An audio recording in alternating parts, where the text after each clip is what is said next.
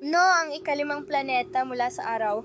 Malaki ito. Gawa ito sa gas. Ito ay Jupiter. Kung saan siya noon at hanggang ngayon ay buhay ko, mundo ko at lahat-lahat ko. Meron kang isang kaakit-akit na 6 na taong gulang na batang lalaki na namatay at hindi dapat nangyari iyon. Buong pamilya namin ang naapektuhan. Ibig kong sabihin wala nang mas tamang paraan para sabihin ito. Hindi na kami ayos at hindi na kami magiging ayos muli. Lumabas ang video ng treadmill na ito. Napaka-distorbo ng video na panoorin. At nauwi ang lahat sa salita ng inalaban sa ama. Galit ako kasi di mo ako pinayagang magpaalam sa anak ko, pero salamat sa Diyos, hindi ikaw ang huling nakita niya. Tingnan mo siya. Hindi yan lalaki. Diyos ko, napatay ko ang anak ko. Lalaki yan, Diyos ko, patay na anak ko.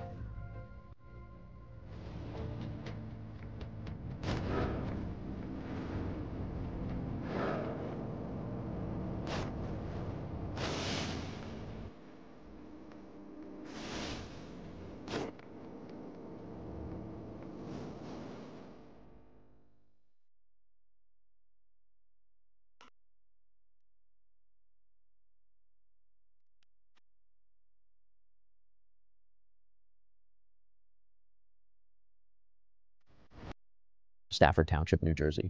Dinala ni Christopher Gregor, 31 ang kanyang anak na si Cory Micolo, 6 sa emergency room. Ang bata ay labis na nagdurusa. Dumating siya sa ospital, kinuha niya ang batang si Cory at isinakay niya ito sa kanyang balikat. Pumasok siya sa ospital at agad naghanap ng doktor para matulungan siya. Ang bata ay matamlay at nahihilo. Kaya dinala nila siya para sa isang computed tomography scan para malaman kung ano ang nangyayari sa loob ng katawan ng bata. Sa kasamaang palad, habang ginagawa iyon, inatake sa puso ang bata at hindi na nila ito na-revive. Idineklarang patay si Cory noong alas 5 ng hapon, Abril 2, 2021. Lumabas ng silid ang ama ni Cory at tila nagkaroon siya ng matinding emotional na reaction dito. Makikita mong nakapatong ang kamay niya sa ulo, yumuko siya, Yash umalis. May cute kang 6 na taong gulang na batang lalaki na namatay na hindi dapat nangyari. And ang tanong na tinatanong ng lahat ay ano ang nangyari kay Cory Micolo?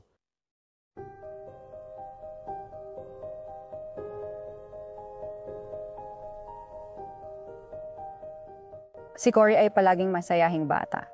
Napakamalikhaing bata niya, mahilig siya sa kalawakan, gusto niyang maglaro ng sports, at gustong-gusto niyang makipaglaro sa mga kaibigan niya. Isa lang talaga siyang masayahing bata bago nangyari ang lahat. Heto na tayo.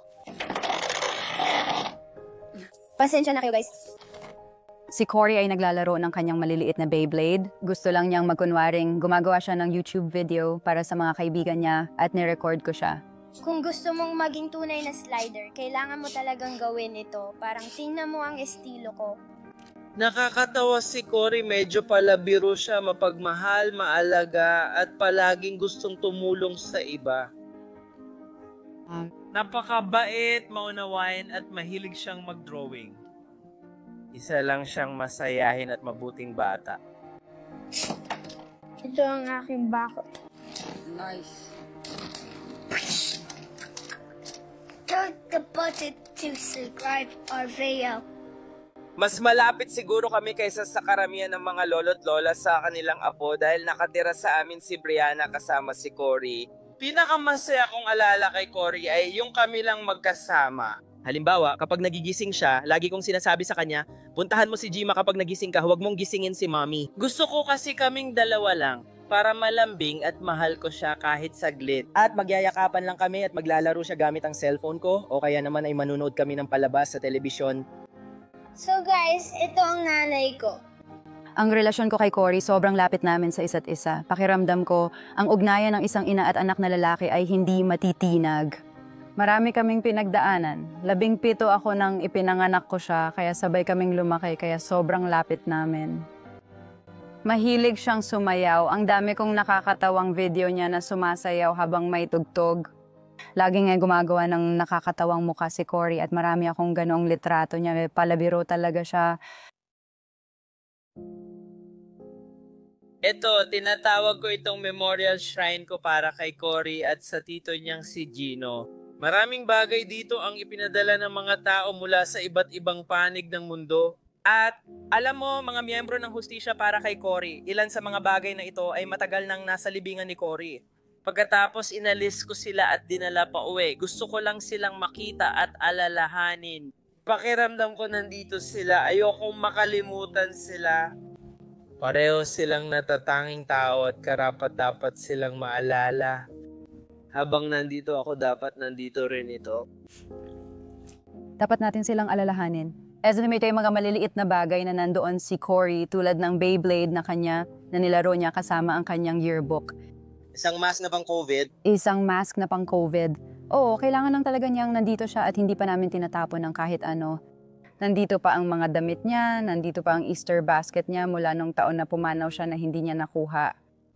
Matagal ko nang pinagmamasdan yung maliit na yon, parang PlayStation controller pero keychain. Naalala ko kasi gabi bago siya pumanaw sa ospital, paulit-ulit niyang pinipindot yon at nakakainis ang tunog. Ngayon, hindi na siya gumagana pero tumatak pa rin sa akin. At ang Rubik's Cube ay isang napakagandang alaala para sa akin dahil parang sumisimbolo ito kina Gino at Cory dahil pareho nila itong mahal. Palagay ko si Gino ang nagpakilala kay Cory. Naglagay siya ng mas malaking Rubik's Cube sa kabaong ni Cory nung siya ay pumanaw. Napapasaya ako noon pero may halong lungkot kapag tinitingnan ko. Iba-iba ang kahulugan ng ilang bagay at ang ilan ay nagpapasaya sa'yo, ang iba naman ay hindi ganun kasaya.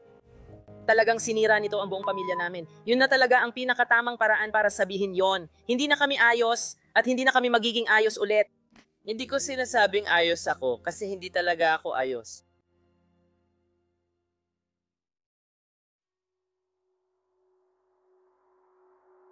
Nang mamatay si Cory, naalerto si Detective Dennis Mitchell ng tanggapan ng tagapagsakdal ng Ocean County. Ipinabatid sa kanya ang pagkamatay ng bata sa Southern Ocean Medical Center. Isang 6 na taong gulang na batang lalaki, si Cory Mitchell, ay dinala sa ospital bandang 3:45 ng hapon. Idineklara siyang patay alas 5:03 ng hapon. Makalipas ang humigit kumulang 20 minuto, ang ama ng biktima na kinilalang si Christopher Gregor ay umalis sa ospital. Naabisuhan ang tagapagsakdal ng Ocean County. Ako at ang iba pang miyembro ng tanggapan ay agad na tumugon at sinimulan ang investigasyon sa pagkamatay ni Cory Michelow.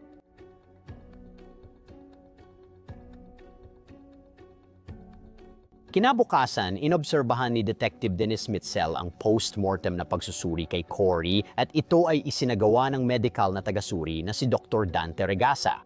Ayon kay Dr. Regasa, ang ikinamatay ni Cory Michelow ay blunt force. Pinsala sa puso at atay dahil sa matinding impact pati sepsis bilang salik.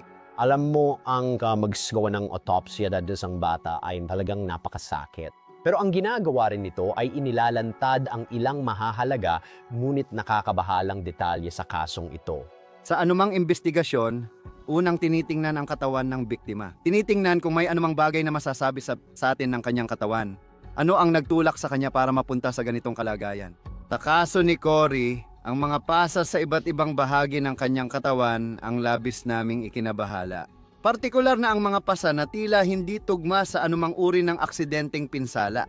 Napakahalaga ng paraan ng pagkamatay pagdating sa investigasyon ng pagpatay. Dahil kung hindi ito itinuturing na pagpatay, wala kang investigasyon ng pagpatay. Sa kasong ito, hindi natukoy ang paraan ng pagkamatay. Ang ibig sabihin nito para sa amin ay kailangan naming bigyan ng doktor ng mas maraming impormasyon tungkol sa mga kalagayan ng pagkamatay ng biktima. Sa kasong ito, magbigay ng detalyadong tala ng mga pangyayari sa paligid ng pagkamatay ni Cory Michelow. Napakakaunting mga kaso ang tinutukoy bilang hindi natukoy. Maraming beses kapag ginagawa namin ang mga pagsusuri sa pagkamatay ng bata, iyon ang mga kaso na minamarkahan namin dahil kailangan naming tingnan ang mga ito ng napakaingat.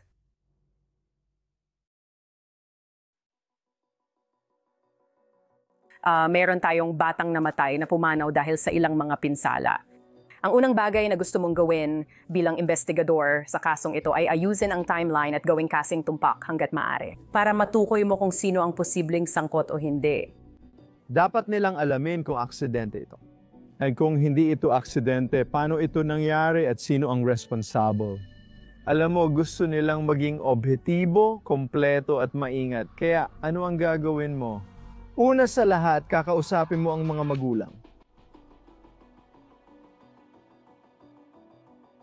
Si Cory ay inaalagaan ng inang si Brianna Mikelo mula 12:00 AM hanggang 00:00 AM. Mula 9 hanggang 3:30 PM, inaalagaan siya ng kanyang ama, si Christopher Gregor. Napakahalaga ng takbo ng oras. Kung alam lang natin na nangyari ang pinsala noong Abril 2 pero hindi ang oras, hindi rin natin alam ang eksaktong nangyari. Mahalaga ang paggawa ng takbo ng oras. Mahalaga ito dahil nakikita natin ang ginagawa ng mga tao bago at pagkatapos ng pangyayari. Nakikita rin natin kung ano ang hindi ginagawa ng mga tao. Nakikita natin kung paano lumilihis ang tao sa normal na asal at paano tutugon ang magulang sa ganitong sitwasyon.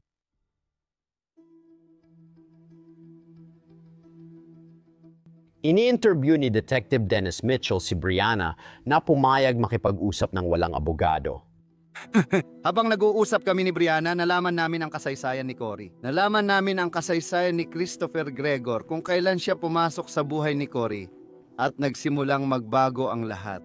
Sa katunayan, sumagot siya gamit ang isang folder na puno ng mga papeles na naglalaman ng mga medical na record at mga record mula sa DCPMP. Ang panayam kay Dennis Mitchell, mahirap iyon dahil ilang oras bago yon, sinabi lang nila sa akin na pumanaw na si Cory. Hirap akong magsalita, mabait siya pero gusto niyang makakuha ng impormasyon. Naalala ko, hiningi niya ang telepono ko at binigay ko pati password.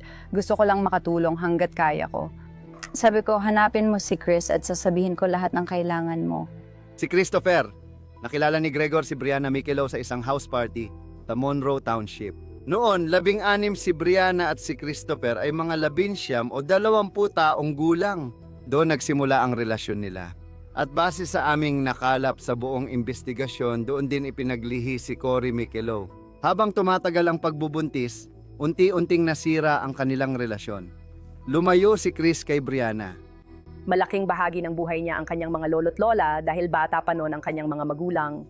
Ang pamilya ni Brianna ang nag-alaga sa kanya nung bata pa siya. Nalaman ni Christopher Gregor na siya ang ama ni Cory mga 2 taon bago pumanaw si Cory. Nangyari ito dahil nag-apply si Brianna sa estado para sa mga benepisyo para kay Cory. Habang nag-a-apply siya ng mga benepisyo, tinanong siya sa pangalan ng ama at sinabi niyang si Christopher Gregor ito. Sinubukang beripikahin ng estado ang impormasyon, kinontak si Christopher Gregor at nag-utos ng pagsusuri sa pagiging ama. Walang relasyon si Christopher kay Brianna, wala talaga. Nakilala niya siya sa isang party noong una. Malamang na naging malapit sila sa isa't isa. Dahil 5 taon nang lumipas, siya ang napiling maging ama ng batang ito. Hindi niya siya naaalala. Nagpa-paternity test siya at heto't totoo nga siya ang ama ni Cory. Kaya mula sa pamumuhay sa Baltimore, pagtuturo sa Baltimore, pag-aaral sa Johns Hopkins University, itinigil niya ang lahat ng iyon at bumalik sa New Jersey para alagaan ang isang bata. Kakalaman lang niya na siya ang ama ng bata. 5 taong gulang si Cory. Nang mas naging kasali si Christopher, nagsimula nang dumalaw si Chris. Sa tingin ko, gusto ni Cory na magkaroon ng relasyon na inaasahan mong meron ka sa isang ama pero hindi niya yun nakuha. Sa palagay ko, natakot na agad si Cory sa kanya nung umpisa pa lang pero nanatiling umaasa si Cory.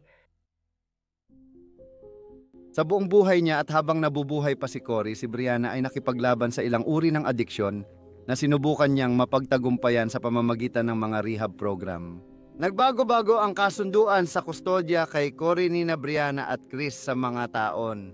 Noong una, si Brianna ang may buong kustodya. Sa isang pagkakataon nawala muli sa kanya ang kustodya dahil sa kanyang adiksyon. Si Rebecca, ang kanyang ina, ang kumuha ng kustodya noon.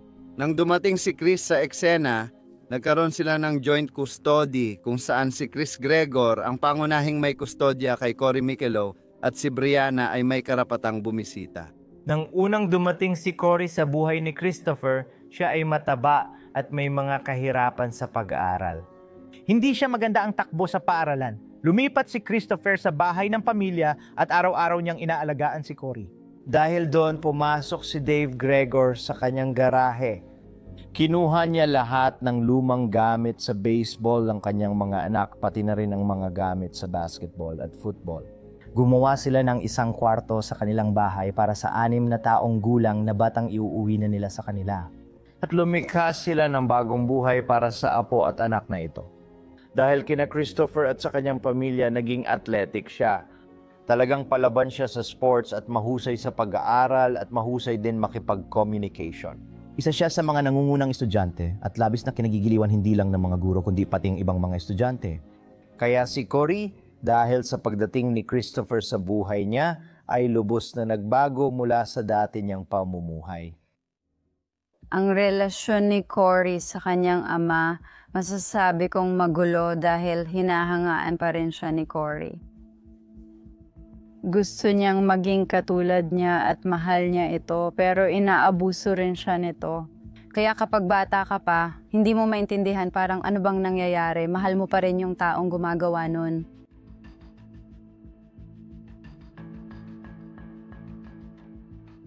Habang ini-interview ni Brianna si Detective Mitchell, sinabi sa kanya na kumuha na ng abogado ang nanay niyang si Rebecca para sa kanya. Gayunpaman, iginiit pa rin ni Brianna na gusto niyang magpatuloy sa usapan kahit wala ang abogado. Tinanong namin siya kung papayag siyang magbigay ng pahintulot para masiyasat ang bahay nila. At pumayag naman siya. Nalaman namin na si Cory ay nananatili sa basement ng bahay kasama si Brianna kapag nandoon siya. Kaya yun ang naging pangunahing focus namin tungkol sa bahay na iyon. Nang tingnan namin ang kwarto niya at ni Cory, maayos at malinis naman.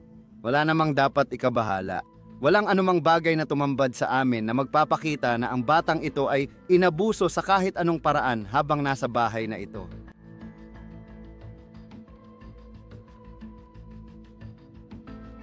Dito na in-interview ng pulis si Rebecca Michelot, ang ina ni Brianna at lola ni Cory.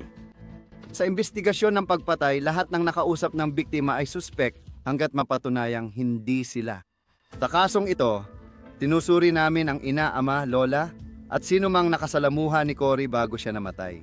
Ibinahagi ni Rebecca Michelot ang ilang pag-aalala sa pang-aabuso sa bata at ikinuwento ang ilang insidente. Mula noong unang naging bahagi si Chris sa buhay ni Cory at sa mga pinsalang nangyari pagkatapos noon hanggang sa oras ng kanyang pagkamatay. Noong makikipagkita si Cory kina David at Carolyn Gregor, ang mga magulang ni Chris, ang usapan ay ilang oras lang dapat mananatili si Cory. Una niyang makikilala ang pamilya Gregor. Kaya nung oras na dapat ibalik na siya ni Chris, hindi na siya bumalik. Nag-text at tumawag ako sa numero ni David Gregor. Sabi niya magpapalipas ng gabi si Cory. Sabi ko, hindi yan ang usapan natin. Mas okay siguro kung ibalik na siya ni Chris dito sa bahay. Ibinaba siya ni Chris sa dulo ng aming driveway. Naglakad si Cory papasok sa garahe. So pagpasok niya sa may ilaw, may sugat siya sa labi, may dugo sa kanyang damit at shorts. Sabi ni Reese, anong nangyari? Pero ayaw niya itong pag-usapan. Tinawagan ko si Chris at si David Gregor. Nag-text din ako, alam mo na, umuwi si Cory na may sugat sa labi at may dugo sa kanyang mga damit. May nangyari ba? Walang sumagot. Kaya doon na kami tumawag sa pulisya at pumunta doon. At sila naman ang tumawag sa DCPMP. Yun ang unang pagkakataon na naaalala ko. Nakuha namin kunin ang impormasyon mula sa mga ulat ng DCPMP at nakumpirma namin ang sinasabi niya base sa nakikita namin sa mga ulat na ito. Ang DCPMP ay Division of Child Protection and Permanency. Ang ahensyang ito ang nag-iimbestiga sa ulat ng pang-aabuso at pagpapabaya sa bata sa New Jersey. Nagkaroon ng ilang mga referral sa DCPMP. Ang ilan ay pinangalanan si Christopher Gregor bilang di umano'y gumawa ng krimen. Para sa akin, 1 o 2 lang ang nagsabi na si Rebecca ang gumawa ng krimen at walang nagsabi na si Brianna ay pinaghihinalaan ng pang-aabuso kay Cory. Kailangan nating maging maingat sa lahat ng ito, lalo na sa sitwasyon ngayon na parang may labanan sa kustodya ng isang 6 na taong gulang, kung saan nagpapalitan sila ng mga paratang laban sa isa't isa. Hindi natin masasabi base lang sa mga ulat na ito kung alin ang totoo at alin ang hindi, dahil ilan sa mga ito ay itinuring na walang basihan ng DCPMP.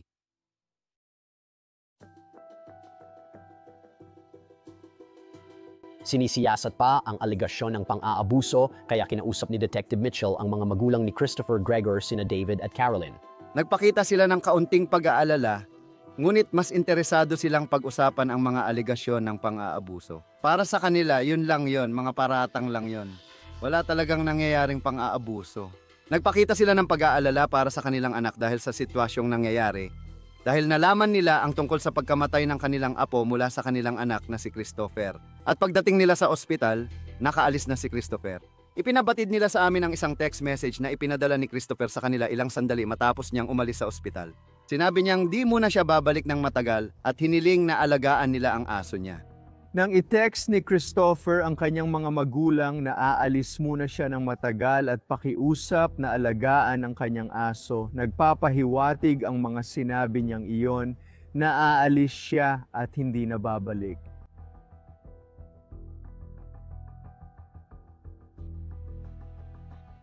Pagkatapos makita ang mga nakakabahalang text message na ito, doon kumuha ng search warrant ang mga detective para sa tirahan ni Christopher Gregor. Kung ikukumpara ang bahay ni Christopher Gregor sa bahay ni Brianna, makikita ang dalawang magkaibang uri ng magulang. Sa bahay ni Brianna, makikita sa lahat ng sulok ng pader ang mga larawan ni Cory. Makikita natin ang mga sonogram at iba pang karaniwang gamit sa bahay ng isang ina. Kapag tiningnan natin ang bahay ni Christopher Gregor, kakaunti lang kung meron man ang mga larawan ni Cory na makikita natin. Isang apartment na mukhang pag-aari ng binata, may mga nakakalat na workout supplement. May sariling kwarto si Cory. Sa bahay ni Christopher, na gaya ng inaasahan mo, ay kwarto ng isang 6 na taong gulang. May kama na pang 2 ang laki. May mesa siya para sa takdang aralin at pagpipinta. Wala namang problema hanggang nagsimula kaming maghalongkat sa basura.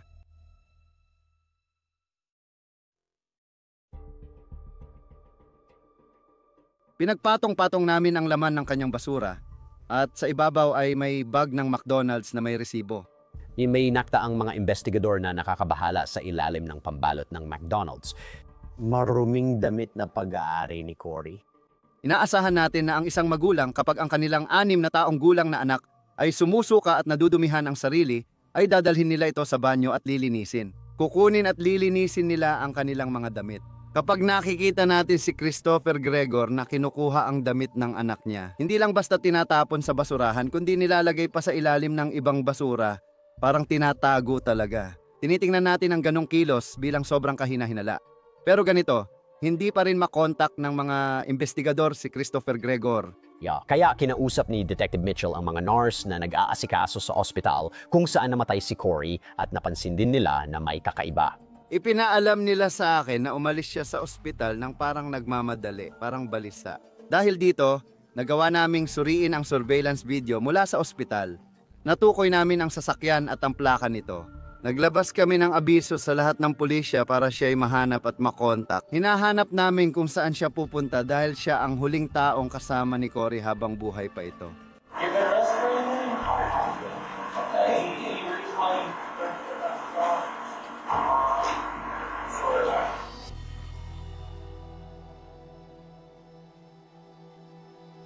Dalawang araw matapos ang pagkamatay ni Cory, naabisuhan si Detective Mitchell na nahinto ng pulisya si Christopher Gregor sa kanyang sasakyan sa Alcoa, Tennessee. Hinuli siya sa Tennessee dahil may inilabas na abiso tungkol sa kanyang sasakyan. Nakipagtulungan siya sa kanila.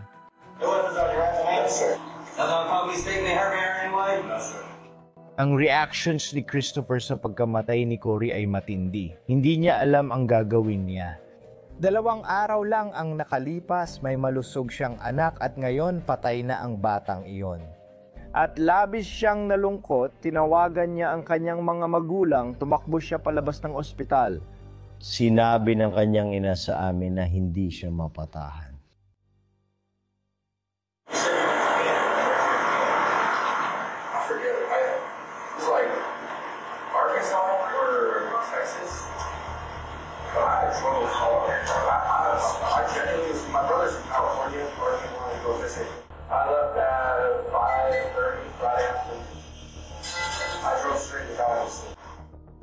Nagmamaneho siya papunta sa bahay ng kanyang kapatid. Gusto niyang makasama ang kanyang kapatid.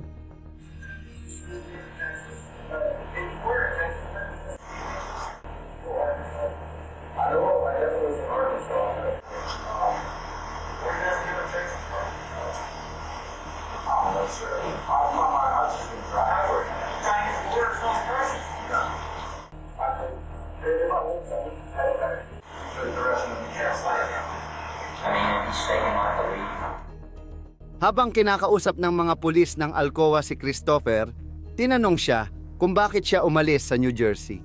Nagpaliwanag siya, bibisitahin niya ang kapatid sa California at kailangan din niyang magpalamig ng ulo dahil natatakot siya na baka may masabi o magawa siya sa ina ng namatay na hindi niya dapat gawin. Sinabi niya sa kanila na nag-ikot lang siya at nang siya ay nahinto, pauwi na talaga siya ng New Jersey.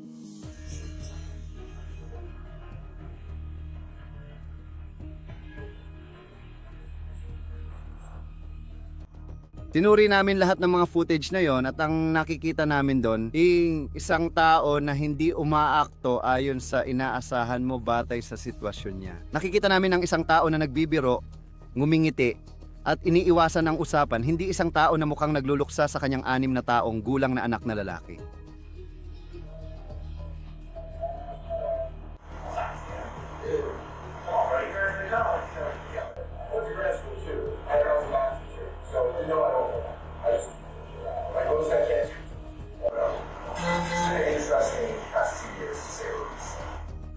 Sa tuwing may isang tao na agad na umaalis ng bayan, pagkatapos ng pagkamatay ng isang tao, agad itong nagbubunsod ng hinala sa aming isipan. Na ito ay isang tao o bagay na kailangan pa naming imbestigahan ng mas malalim. Ang ganitong kilos ay maaaring madaling ipaliwanag o maaari rin itong magpakita ng pagkakaroon ng konsensya dahil sa kasalanan. I have a smartphone, as you can imagine. It's just, like, you know, man. A little freaked out.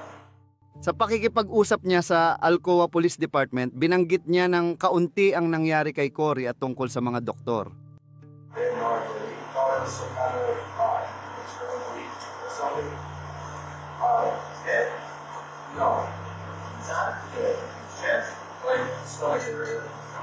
I knew when he got home, and I knew something was wrong with my gut, but I just thought she had wrong waiting for everything that he needed to sleep.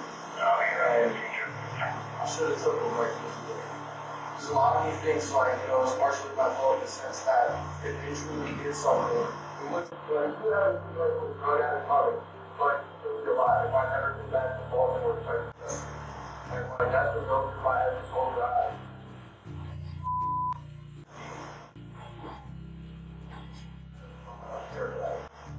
Sinabi talaga ni Chris sa mga pulis na kung hindi siya dumating sa buhay ni Cory, baka buhay pa siya ngayon.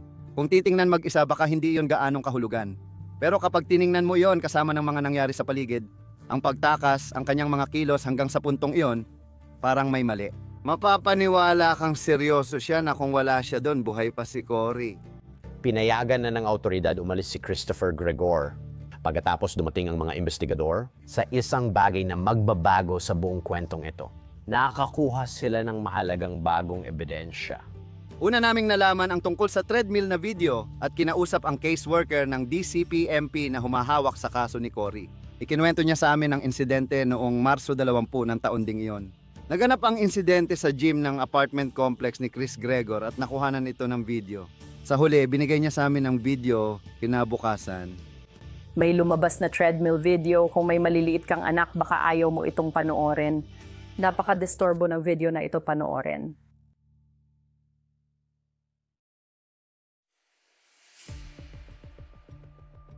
Nakuha lang namin ang video noong Abril 3 isang araw matapos mamatay si Cory. Nakikita namin si Christopher Gregor. Itinuro niya kaagad si Cory sa treadmill at sumakay si Cory dito. Ito ay hindi ka panipaniwala. Ang nagagawa ng batang ito sa treadmill, makakapagtala siya ng mga world record. Pagkalipas ng mga 9 na minuto ng pagtakbo ni Cory sa treadmill sa maayos na bilis, lumapit si Chris sa treadmill. At makikita mo sa kanyang kilos na parang sumisigaw siya kay Cory, na parang naiinis siya. Pagkatapos mukhang tinaasan niya ang bilis ng treadmill. Habang nagsisimula nang bumilis si Cory, makikita mong nahihirapan siyang sabayan ang bilis ng treadmill habang pinapataas ito. Makikita mong lumipat si Christopher sa likod ng treadmill, habang si Cory ay napunta rin doon dahil hindi niya nakayang sabayan ang bilis. Pinapanood namin ang video at sinasabi, sige, umaatras na siya. Oo. Alam niyang mahuhulog siya, pero handa siyang saluhin kapag nangyari ito. Pero kabaligtaran ang nangyari, nakita nating nagsimulang mahulog at madulas si Cory. At imbes na abutin ni Chris ang kanyang mga braso, tubukang saluhin siya para hindi siya bumagsak o masaktan. Umalis pa siya sa daraanan para hayaan siyang mahulog at bumagsak sa lupa. Pagkatapos, binuhat niya ito sa pamamagitan ng kanyang damit Inilagay siya sa treadmill ng marahas at tila binuksan ang kanyang bibig at kinagat ang tuktok ng ulo ni Cory. Habang nangyayari iyon, hindi makabalanse si Cory sa treadmill pero hawak pa rin ni Chris ang damit niya. Kaya hindi na siya natumba noon. Binuhat niya ito, hinayaang bumawi ng balanse at magpatuloy tumakbo. Tandaan, 6 na taon lang siya. Kapag pinanood mo ang video na ito, makikita mong umaabot na sa 7, 8, 10, 11, 12 milya bawat oras ang bilis. Sa batang ito, dahil hindi niya kayang sabayan ang bilis, tumakbo ito halos sa pinakamabilis na bilis. Nahulog siya ng 5 beses mula sa likod ng treadmill habang inutusan ni Chris si Cory na bumalik at tumalon sa gumagalaw na truck. Mas ligtas kung papatayin muna ang makina o utusan siyang tumapak sa gilid at hawakan ang mga hawakan bago tumayo ng maayos. Sa ganong paraan. Kaya nakikita natin na halos pinapanood at inuutusan ng tatay ang anak niya na masaktan sa treadmill na ito. Nakakakilabot ang video na ito, isa sa nakakabahala kong nakita. Pinapanood mo ang isang walang magawang 6 na taong gulang na paulit-ulit na inaabuso ng kanyang ama. Nakikita mo ang lubos na kawalang pakialam ni Cory ng kanyang ama. Nagsisimula ka nang makita ang nasa isipan ni Chris. Dahil nakikita mo kung sino talaga siya. Kapag walang nanonood o akala niyang walang nanonood, natakot ako. Nakakakilabot ang video na yon para sa sino mang nakakakilala or nagmamalasakit sa isang batang maliit. Dahil parang patuloy siyang sumusubok tumakbo sa treadmill, patuloy niyang sinusubukang mapasaya ang tatay niya at paulit-ulit siyang natutumba. Nakakasakit sa puso panoorin. Sa dulo ng video, nakita natin silang umaalis sa gym. Sa labas ng kamera, makikita si Chris na lumalabas sa harap ng gym habang nagsasara ang pinto. Pagkalipas ng kaunti, dumating si Cory na parang natamaan ng pinto habang palabas. Walang pakialam si Chris, walang malasakit o simpatiya para sa anak niya at mukhang mas nakatuon siya sa sarili niyang galit kaysa sa pinagdaanan ng anak niya. Napansin ko na may pasa si Cory. May malaking marka siya sa kanyang braso. And sinabi sa akin ni Cory na pinatakbo siya ni Christopher sa treadmill nang mabilis, tinatawag siyang mataba. Kaya agad akong nagsampa ng reklamo sa DCPMP.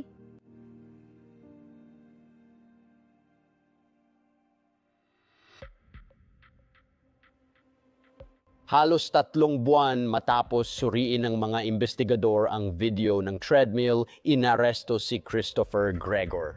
Kinasuhan siya ng 2nd degree dahil sa paglalagay sa panganib ng bata sa insidente sa treadmill.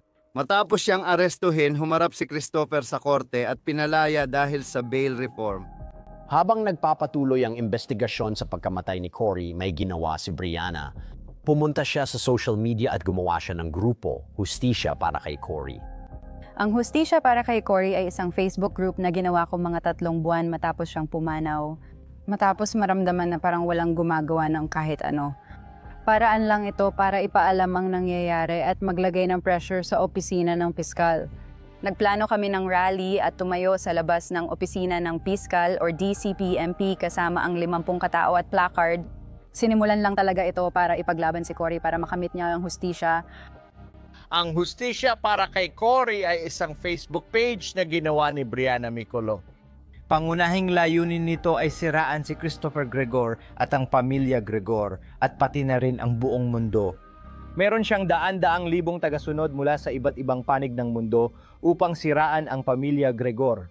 Naging parang isang vigilante na hustisya ito para sirain ang mga Gregor. Habang nangyayari ang lahat ng ito sa harap ng publiko, may nangyayari rin sa likod ng mga eksena sa investigasyon. Masusing tinitingnan nila ang telepono ni Gregor. Mas malalim naming sinusuri ang datos mula sa cellphone. Pinalalawak pa namin ang saklaw ng aming investigasyon para mas makita ang kabuuang larawan ng nangyayari. Palaging kasama natin ang cellphone 24/7. Kung gusto mong makita ang buhay ng isang tao, tingnan mo ang cellphone nila. Doon mo makikita ang tunay at hindi na filter na pagpapakita ng sarili nila. Ngayon, mas naging mahalaga ang kasaysayan ng kanyang mga hinanap. Naghahanap siya ng mga kahina-hinalang bagay agad matapos mamatay si Cory. Naghahanap siya ng mga bagay tulad ng pamaari bang matrak ang aking telepono kapag nasa airplane mode? Pamaari bang matrak ang aking sasakyan? Gaano katagal matapos ang autopsy bago pwedeng magsampa ng kasong pagpatay? Mas lumilinaw kung sino si Christopher Gregor dahil nakikita natin ang totoong, hindi ine-edit o sinensurang version niya sa kanyang telepono. Bago mamatay si Cory, isa sa mga hinanap sa telepono ni Chris Gregor ay tungkol sa mga pulang marka at kung magiging pasa ba ang mga iyon. Kapag tiningnan mo ang mga pangyayari sa paligid nito, makikita mo na yung kamalayan niya sa kanyang kasalanan. Akala ko si Chris yun at sinabi ko kay Detective Dennis Mitchell. Maraming tinanggap na masasakit na salita si Dennis Mitchell mula sa amin noong umpisa. Tinatawagan namin siya halos araw-araw, pinagsasabihan namin siya parang, ginagawa mo ba talaga ang trabaho mo palagi? At ako, tinatanong ko siya ng kung ano-anong mga tanong, pinapagalitan ko siya at tinatanggap niya lang yun at sinasabi, pakinggan mo, ginagawa ko ang lahat ng kaya ko. Sa tingin ko, maganda ang ginawa niya. Sa tingin ko, mahalaga sa kanya si Cory. Ibig kong sabihin, hindi pa ako nakaranas ng ganitong sitwasyon noon. Kaya pakiramdam ko parang mabagal ang mga pangyayari at sinabi ko yon sa kanya. Batay sa investigasyon at sa mga natukoy naming pinsala, nagpasya kaming lumapit sa isang eksperto sa pediatric pathology, partikular sa pang-aabuso sa bata, at hilingin sa kanya na suriin ang kaso. Nakipag-ugnayan kami kay Dr. Andrew noong Setyembre 2000, at 21 at Marso 2022. Bumalik si Dr. Andrew sa natuklasan na ang sanhi ng pagkamatay ni Cory ay dulot ng blunt force injuries sa puso at atay at ang paraan ng pagkamatay ay homicide. Bukod sa sanhi ng pagkamatay, sinabi rin ni Dr. Andrew na nakatulong din sa pagkamatay ni Cory Michello ang patuloy na pang-aabuso sa bata. Alam kong papatayin ni Christopher si Cory. Sinabi ko sa DCP, MP at sa pulis kahit sa departamento ng pulis na makikinig sa akin pero wala namang nakinig. Sinabi ko na papatayin niya si Cory kung wala silang gagawin. Kaya nung nangyari yon, hindi ko alam na sa araw na yon mangyayari pero alam kong pwedeng mangyari.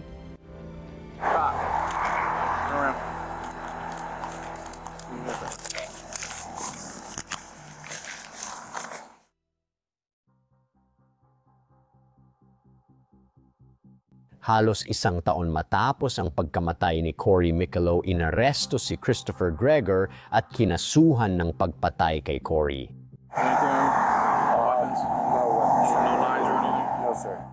Nang nagbigay ng opinion si Dr. Andrew, nagkaroon kami ng doktor na nagsabi nun, kung hindi dahil sa ginawa ng ibang tao, buhay pa sana ang batang ito. Doon namin nakasuhan si Christopher sa pagkamatay ng kanyang anak.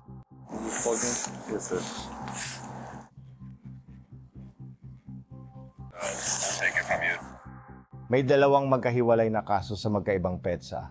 Ang paratang ay noong ika-20 ng Marso 2021, ang insidente sa treadmill ang naging dahilan ng paglalagay sa panganib ng kapakanan ng isang bata. At pagkatapos ay kinasuhan siya noong ika-2 ng Abril, mga 12 araw matapos iyon ng pagpatay ngayon kay Cory. Kaya ang unang insidente ay ang paglalagay sa panganib, ang pangalawa ay ang pagpatay noong ika-2 ng Abril.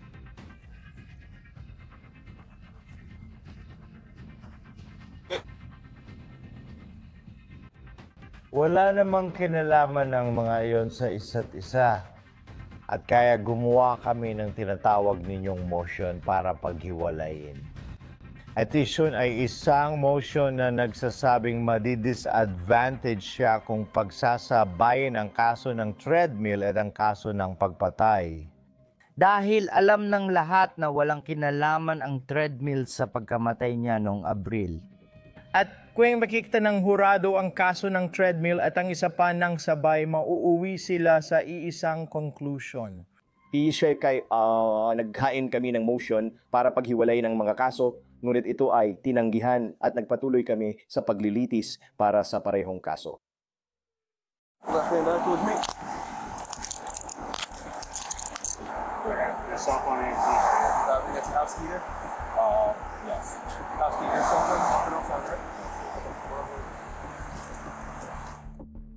Diyos ko, hindi ako makapaniwala dahil halos isang taon nang lumipas bago yon nangyari. Pakiramdam ko parang nabunutan ako ng tinik sa dibdib kasi buong taon kaming nagrarally sa iba't ibang lugar. Nagmakaawa kami sa kanila na arestuhin siya at humihingi lang ng mga sagot. Kung hindi siya inaaresto, iniisip ba nila na wala siyang ginawa kay Cory? Anong nangyari kay Cory? Kaya pinatunayan lang nito ang lahat para sa amin. Para sa kasong first-degree murder ng kanyang anak na si Cory Michello, maaari siyang makulong habang buhay. Isa sa pinakamalaking hadlang sa investigasyong ito ay kadalasan, sa isang investigasyon ng pagpatay, alam mo kaagad kung paano pinatay ang isang tao. Alam mo kung ano at kailan ito nangyari. Dito, Binigyan tayo ng isang takdang panahon kung kailan nangyari ang pinsala at hindi natin alam kung paano eksaktong nagdulot ng pinsala si Gregor kay Cory. Kaya ginugol natin ang panahong yon sa pagtukoy kung ano talaga ang pinsala at paano ito nagawa. Pati na rin ang mga pangyayari sa paligid ng pinsalang iyon. Pinapatuon tayo nito ng pansin sa labas ng pinsalang iyon sa takbo ng mga pangyayari para makuha natin ang pinakadetalyadong impormasyon hanggat maaari.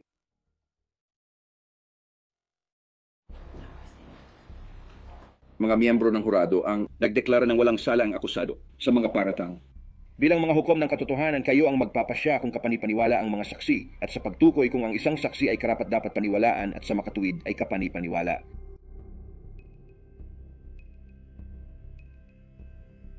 Mahigit 3 taon matapos mamatay si Cory Michelot, sa wakas nilitis si Christopher Gregor sa Ocean County, New Jersey. Nahaharap siya sa kasong paglalagay sa panganib ng bata dahil sa treadmill incident at kasong pagpatay sa pagkamatay ni Cory. Kung mapatunayang nagkasala siya, maaari siyang makulong habang buhay. Cory Travis Michelot. Mahilig siya sa solar system, mahilig din siyang maglaro sa labas. Inilarawan siya ng kanyang ina bilang makulit at masayahin. 6 na taong gulang si Cory noong ika-2 ng Abril 2021 nang patayin siya ng kanyang ama. Ang kanyang ama ay ang nasasakdal na ito, Christopher Gregor. Tungkol ang kasong ito kay Cory at kung paano naging pinakabiktima si Cory ng parusa at pang-aabuso ng nasasakdal na ito. Ang mga piskal sina Christine Lento at Jamie Schron ay kahanga-hanga. And gustong-gusto ko na sila ay mga babae dahil galit si Chris sa mga babae. Maayos pa si Cory kasama ang ina alas 9 ng umaga, pero wala na siya alas 5:03 ng hapon. Pagkatapos lamang niyang makasama ang kanyang ama, ang nasasakdal na ito ayon sa estado. Pagkatapos ninyong marinig at makita ang lahat ng ebidensya sa kasong ito, magiging kumbinsido kayo na ang nasasakdal na ito ay nagkasala ng pang-aabuso at pagpatay. Hindi basta namamatay ang malulusog na 6 na taong gulang sa kalagitnaan ng trabaho, ganun din si Cory Michelot. Kaya naisip ko na mahina ang kaso ng prosecution tungkol sa kasong pagpatay sa pinakamabuti. Wala silang ebidensya na may ginawa si Christopher kay Cory mula Abril 1 hanggang Abril 2. Na hindi nga siya nasa kustodya, pangangalaga o kontrol niya. Si Brianna ang kasama niya sa loob ng 40 oras bago siya dalhin sa bahay ni Christopher. Kaya inakala ko na magiging napakahirap para sa kanila na iugnay si Christopher sa pagpatay. Isa itong bata. Walang batang dapat mamatay, pero hindi ito pagpatay. Kumuha ng testimonya mula kay Dr. Andrew na isang forensic pathologist sa tingin ko mula sa New Hampshire. Makikinig kayo mula sa aming eksperto, si Dr. Michael Bottom na nandito sa New York. At pareho silang hindi sang-ayon sa resulta ng pagkamatay ni Cory. Si Dr. Bottom na suportado ng mga medical na record ay magpapatoto na namatay si Cory dahil sa sepsis na dulot ng pulmonya. Likas na sanhi. Na ang mga pasa mula noong ika-20 ng Marso ay walang kinalaman sa kanyang pagkamatay. Gusto niyang sabihin na namatay si Cory dahil sa pulmonya at sepsis. Nagulat ako kasi kasama ko siya ilang oras bago nangyari yon at wala naman siyang sakit. Kaya paano masasabi yon? Wala ring medical record na nagsasabing may sakit siya. Makikita mo na noong ika-20 ng Marso, dinala ni Christopher ang batang lalaki sa isang gym. At sa gym na yon, makikita mong lumapit si Christopher sa treadmill at pinabilis ito. Makikita mong nadapa si Cory. At makikita mong binuhat niya ang batang iyon ng 6 na beses at 6 na beses. Ibalik siya sa treadmill. And sabihin ko na sa iyo nang yun, hindi mo siya magugustuhan at wala akong pakialam kung magustuhan mo siya o hindi. Kapag napanood mo ang video na yon, matatakot ka talaga. Pero sinasabi ko na sa iyo ngayon na ang ebidensyang makikita mo tungkol sa pagkamatay ni Cory ay walang kinalaman doon. Treadmill? Alam kong magiging kakilakilabot ang treadmill video kaya binuksan ko na agad ito. Nang nakita ko ang video na yun, natakot ako. Sa pangalawang beses na nakita ko ang video na yon, natakot pa rin ako.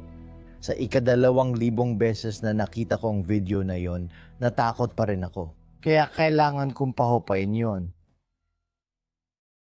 Dahil napakahalaga ng takbo ng mga pangyayari sa kasong ito, kailangan ng prosecution na magsimula sa isang matibay na saksi. At ang unang saksi na kanilang tinawag ay si Brianna Michaelo. Brianna, Marso 20, 2021 mga 4:15 ng hapon. Dinala mo ba si Cory sa kanyang ama sa clubhouse gym sa Atlantic Heights apartment complex? Oo. Ay ang naging kilos or asal ng akusado nang pinapasok niya si Cory sa gym sa oras na yon? Sobrang galit siya.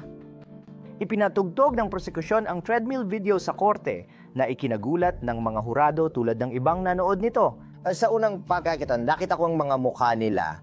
Sa tingin ko may isang babae pang ang tumalikod ng tingin. Binubuhat niya siya sa pamamagitan ng balikat at damit niya sa itaas. At makikita mo ang mga binti ni Cory na ayaw na talaga niyang bumalik sa treadmill na yon. Parang nilalaro lang niya si Cory na parang basahan, di ba? Binubuhat niya si Cory, kumakawag ang mga binti niya. Ganito ang ginagawa ng akusado. Habang sinusubukan niyang ilagay si Cory sa gumagalaw na treadmill, kinagat ng akusado ang ulo ni Cory. Anong klaseng ama ang gagawa nito sa kanyang anak, Brianna? Sino ang batang nasa video na yon?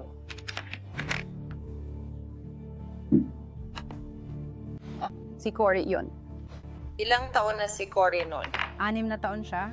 Sino ang lalaking nasa tamang edad sa video na yon? Ang akusado? Nakita ko ang video ng treadmill sa unang pagkakataon 1 linggo bago ang paglilitis. Inalok nila akong ipakita ito pero ayoko talaga makita. Kung ako ang masusunod, hindi ko ito pinanood. Nakakatrauma talaga, siguradong makita mo na may isang tao na binubuhat ang parang batang 60 libra sa likod ng kanyang damit tapos kinagat pa siya. Lalo na kung anak mo, nakakatrauma talaga. Oh, grabe. Kung kaya mong gawin yon sa isang bata, kaya mo rin silang patayin. Siguradong sigurado. Mahalagang malaman kung sino at kailan may access sa bata para matukoy kung sino ang posibleng nakasakit sa kanya. Ang mga sugat na ito, hindi naman nasugatan ng atay ang sarili nito, hindi rin nasugatan ng puso ang sarili nito. Hindi ito isang bagay na basta na lang nangyayari sa mga bata, kaya may taong dapat managot dito. Kaya ang pinaka-importante ay ang takbo ng mga pangyayari. And sa totoo lang, napakahalaga ng video na yon. Habang kasama mo si Cory, may nakita ka bang mga pasa sa kanya? Oh, nakita ko. Maaari mo bang ilarawan sa hurado ang mga pasang nakita mo? May pasa siya sa kanyang noo at kakaiba ang hugis nito, parang bakas ng kung anong bagay. Maliban sa pasa na yon, may nakita ka pang iba. Meron siya sa kanyang dibdib, parang itsura ng isang screen. Ando ang naging kilos ni Cory nang kausapin mo siya tungkol sa mga pasang nakita mo? Mukha lang siyang balisa at natatakot, so nakakagulat makita ang mga pasa sa kanyang katawan. Naniniwala akong may mga 14 na galos, gas at pasa sa buong katawan niya.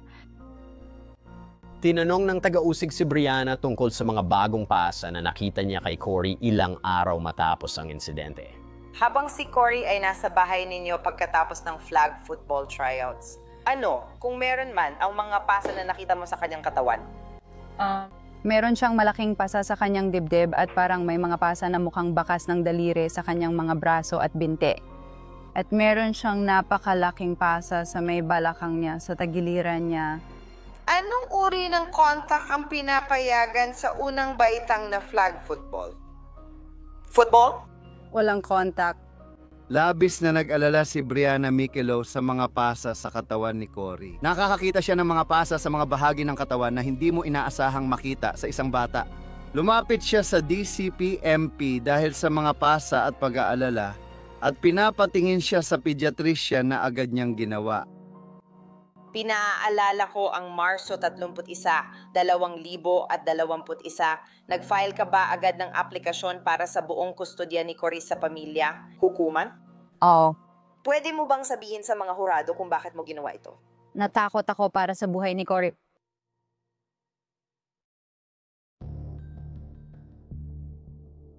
Nag-file ako para sa pansamantalang buong kustodya at inalis ang lahat ng oras ni Chris kay Cory, pati na rin ang mga karapatan hanggang matapos ang investigasyon ng DCPMP. Ang gusto ko lang ay mailayo si Cory kay Christopher para hindi na siya maabuso hanggang matapos ng DCPMP ang investigasyon. Hindi sila pwedeng magsampa ng kaso pero pwede siyang tanggalin at alisin ang kanyang mga karapatan. Kaya ako pumunta at nagsampa. Noong Abril 1, 2021, nalaman ni Brianna Mikelo na tinanggihan ang kanyang aplikasyon. Nagpa-appointment sina Rebecca at Brianna kay Cory Mikelo sa pediatrician sa Toms River dahil nag-aalala pa rin sila sa PASA. Noon, binigyan si Brianna ng 3 oras kasama ang anak niyang si Cory. Iyon lang ang oras ng dalaw ni Brianna Mikelo sa linggong iyon kaya ginamit niya ang 3 oras para dalhin ang anak niya sa doktor.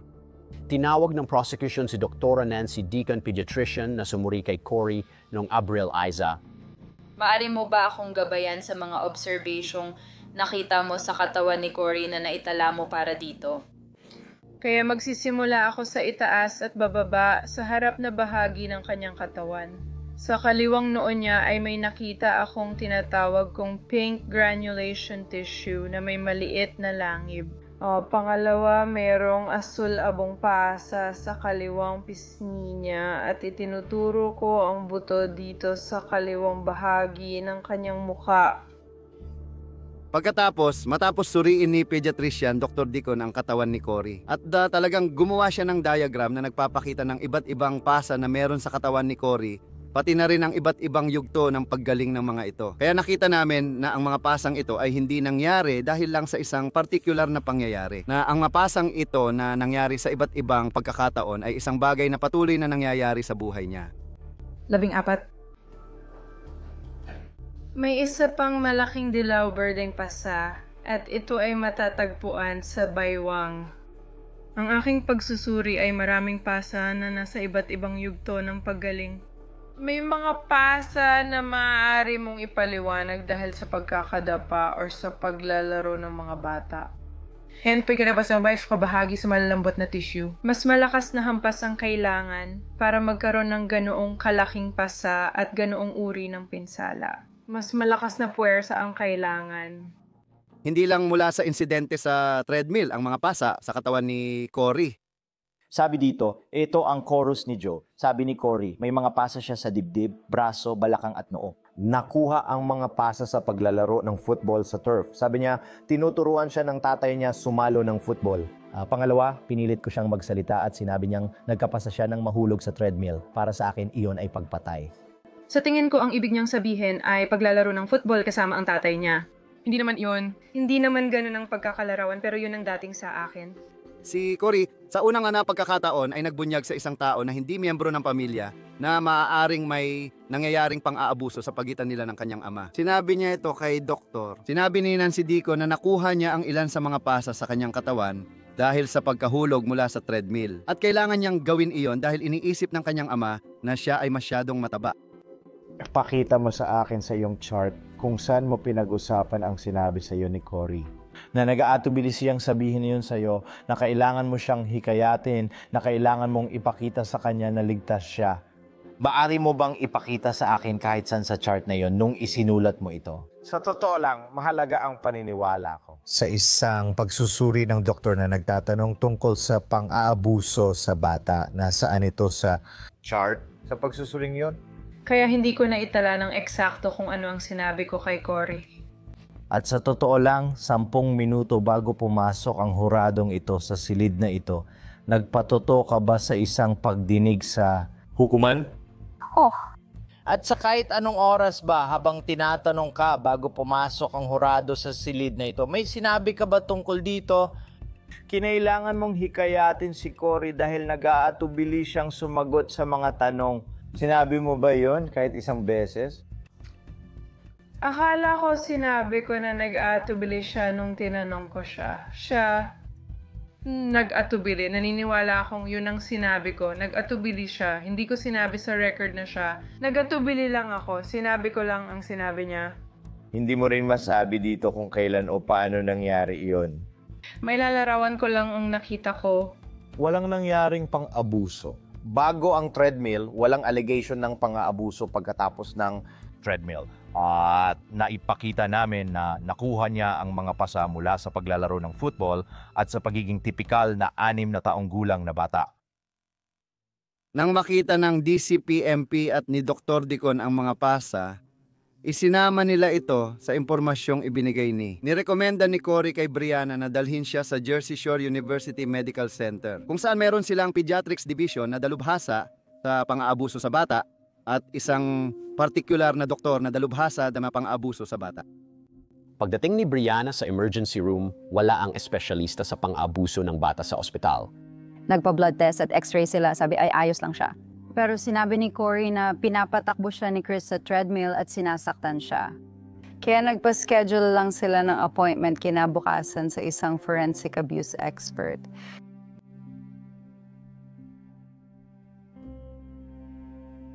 Ganito kasi yon. Pagkatapos suri ng maraming doktor, bukod sa mga pasa, mukhang maayos naman ang kalusugan ni Cory. Pagkatapos sa ospital, na-discharge kami bandang 1:00 ng madaling araw. Nakauwi kami ng 1:30, natulog na kami. Nag-alok ka bang ihatid si Cory pa uwi sa Barneygate pagkatapos Jersey Shore Medical Center? Oo. At sumagot ba ang nasasakdal sa hiling mo na gawin ito? Hindi. May naka-schedule bang appointment noong Abril 2 para kay Cory na magpatingin sa isang Children's Pediatric Clinic Pediatric Specialist? Oo. Kinansela ba ng akusado ang appointment na ito? Oo. Maari mo bang dalhin si Cory sa espesyalista nang wala ang akusado? Hindi niya papayagan yon. Anong oras kayo nagising ni Cory kinabukasan ng umaga? Mga 7 o 7:30. Nang magising si Cory, ikaw ba ang nagbihis sa kanya? Oo. Ano ang isinuot mo kay Cory?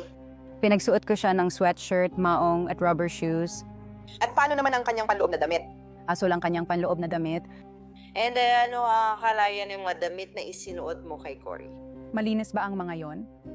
Si Brianna ay isang mapagmahal at maalagang ina, pero ang talagang tumatak sa akin bilang magulang ay naalala niya ng eksakto kung ano ang isinuot niya sa anak niya nung papunta ito sa bahay ng ama nito. Ibig kong sabihin, pati yung asul na salawal. Iyan ay isang mahalagang detalye para sa lahat ng ibang magulang na nasa hurado. Nang umakyat ka sa itaas para mag-almusal sa kusina, sino ang nandoon? Ang nanay ko at ang boyfriend niya na si Richie. At kumain ba ng almusal si Cory? Oo. And kumain ba siya? Oo, kumain siya. Naalala mo ba ang kinain niya? Kumain siya ng bagel at Go-Gurt. Kasama mo ba si Cory habang nag-aalmusal siya? Oo. At maaari mo bang sabihin sa mga hurado kung ano ang kalagayan ng katawan ni Cory noong umaga habang kumakain siya ng almusal?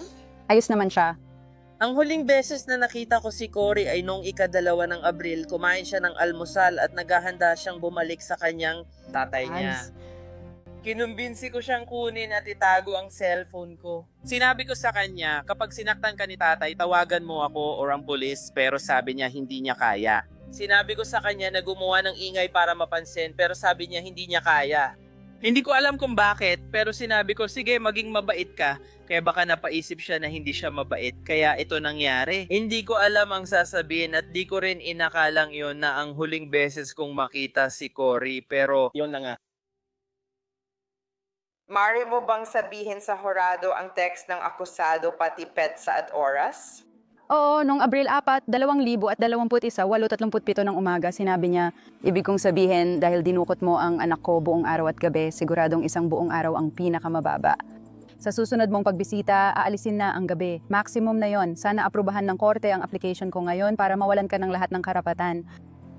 At mga anong oras ka dumating sa apartment complex para ihatid si Cory nung umagang yon? Mga 9:00 ng umaga. Pagdating mo ron, nasa ng kotse ng akusado? Di ako sigurado. Wala doon. At nag-text ka ba sa akusado para tanungin kung nasaan siya? Oo. And ano ang sinabi sa'yo ng akusado tungkol sa kung nasaan siya? Sinabi niya na nasa bahay siya. At bago umalis si Cory sa sasakyan, binigyan mo ba si Cory ng isang piraso ng papel? Oo, binigyan ko siya. Isa itong papel mula sa ospital na may information para makita ng akusado ang kanyang mga record. At bakit mo ginawa yon? Gusto ko lang maging mabait. Nakausap mo ba si Cory sa kotse bago mo siya pinapunta sa bahay ng akusado? Oo, nakausap ko siya. Yun ba ang huling beses na nakausap mo si Cory? Oo, iyon na nga. Dinala ko siya sa bahay ni Christopher at parang kakaiba kasi pagdating ko, wala doon ang kotse ni Christopher gaya ng nakasanayan. Nag-usap kami ni Cory, sabi ko, no, parang wala dito ang tatay mo kasi sabi niya, so di ko na kailangan pumasok. At sabi ko, hindi, kailangan mong pumasok. Tapos nag-text si Chris sa akin, sabi niya, papuntahin mo si Cory sa loob. Hinalikan at niyakap ko si Cory, sabay sabing mahal ko siya. Naghalikan kami bago siya pumasok sa loob. Tinanong ng piskal si Brianna tungkol sa mga text message na natanggap niya mula sa akusado matapos niyang ihatid si Cory. At sa totoo lang, ito ang mga mensaheng binura ni Gregor mula sa kanyang telepono kalaunan. Simulan natin sa pinakaunang mensahe. Maaari mo bang ikwento sa hurado ang naging pag-uusap ninyo ng akusado? Oo, 7:48 ng umaga, sabi ko, tama na ang kayabangan. Kung ako ikaw, hindi ako ganyan. Sinabi niya, oo, ako nga, nakakatawang paratang mo na kahapon sa korte ay agad namang ibinasura. Sabi niya, pinapakita lang kung gaano karami ang ebidensya. Talagang magugulat ka.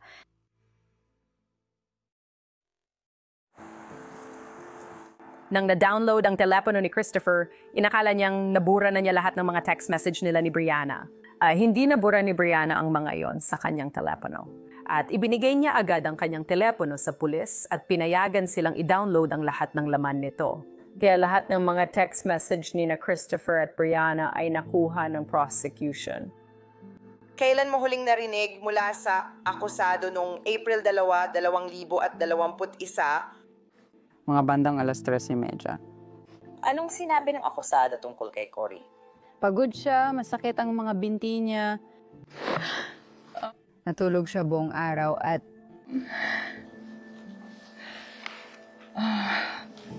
masama ang pakiramdam niya at nagsusuka. Sinabi niyang ipadala ko kay Cory ang insurance card niya. At ipinadala mo ba kay Cory ang akusado ang insurance card niya? Oo, ipinadala ko. At sinabis ang akusado tungkol sa pagdadala kay Cory sa ospital? Oo.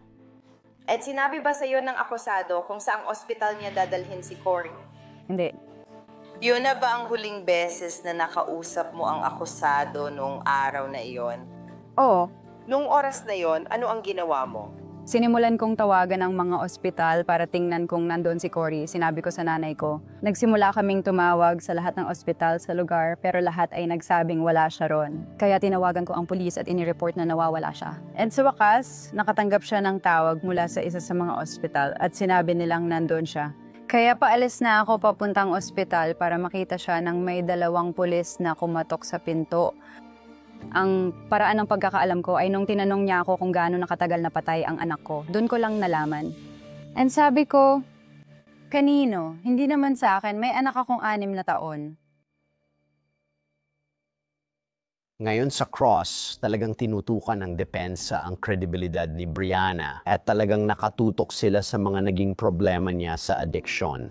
Kita mo dumating sa punto noong Enero ng 2020 na nagkakaroon ka ng problema sa droga. Oh. At sa puntong yon, nawalan ka ng kustodya kay Cory. Sige, anong gamot ang ginamit mo? Methamphetamine. Nag-rehab ka ba nun? Nag-attend ako ng drug program. Oo.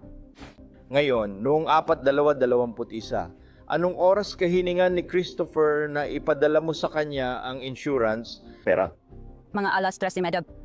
Naalala mo ba sa Facebook chat na ito mga 3:49 ng hapon na tinatanong ang isang tao na ang pangalan ay, nadalhan ako ng bump. Oo. Kaya iyon ang araw na namatay si Cory.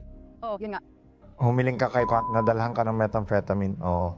Oo, sa totoo lang, nung araw na yon hindi ko ginawa. Sige, pero gusto mo talagang gawin yon? Oo, sobrang nasaktan ako dahil inabuso ang anak ko. Kaya ba sa araw na nagre-reklamo ka tungkol sa anak mo, Na di umano'y inabus ni Christopher, hinihingi mo kay Kaka na dalan ka ng methamphetamine? Oo, ginawa ko. Sige. Grabe ang pagtatanong ko sa kanya. Kailangan ko talagang pigilan ang sarili ko. Sa isang punto, akala ko sumusobra na ako. Napunta ako sa usapan tungkol sa kanyang pagkalulong sa droga sa mga demonyo niya. Pinayagan akong gawin yon dahil may kinalaman sa kanya. Laging issue ang kredibilidad. Gusto kong makita yon ng hurado. Tinawag ng prosecution si emergency room nurse Lindsay Carnival sa witness stand. At inilalarawan niya ang huling sandali ni Christopher Gregor kasama si Cory. Dang si Cory ay nasa room 6 ng emergency room, ano ang naging asal ng akusado? Ipinapakita niya na wala siyang emosyon.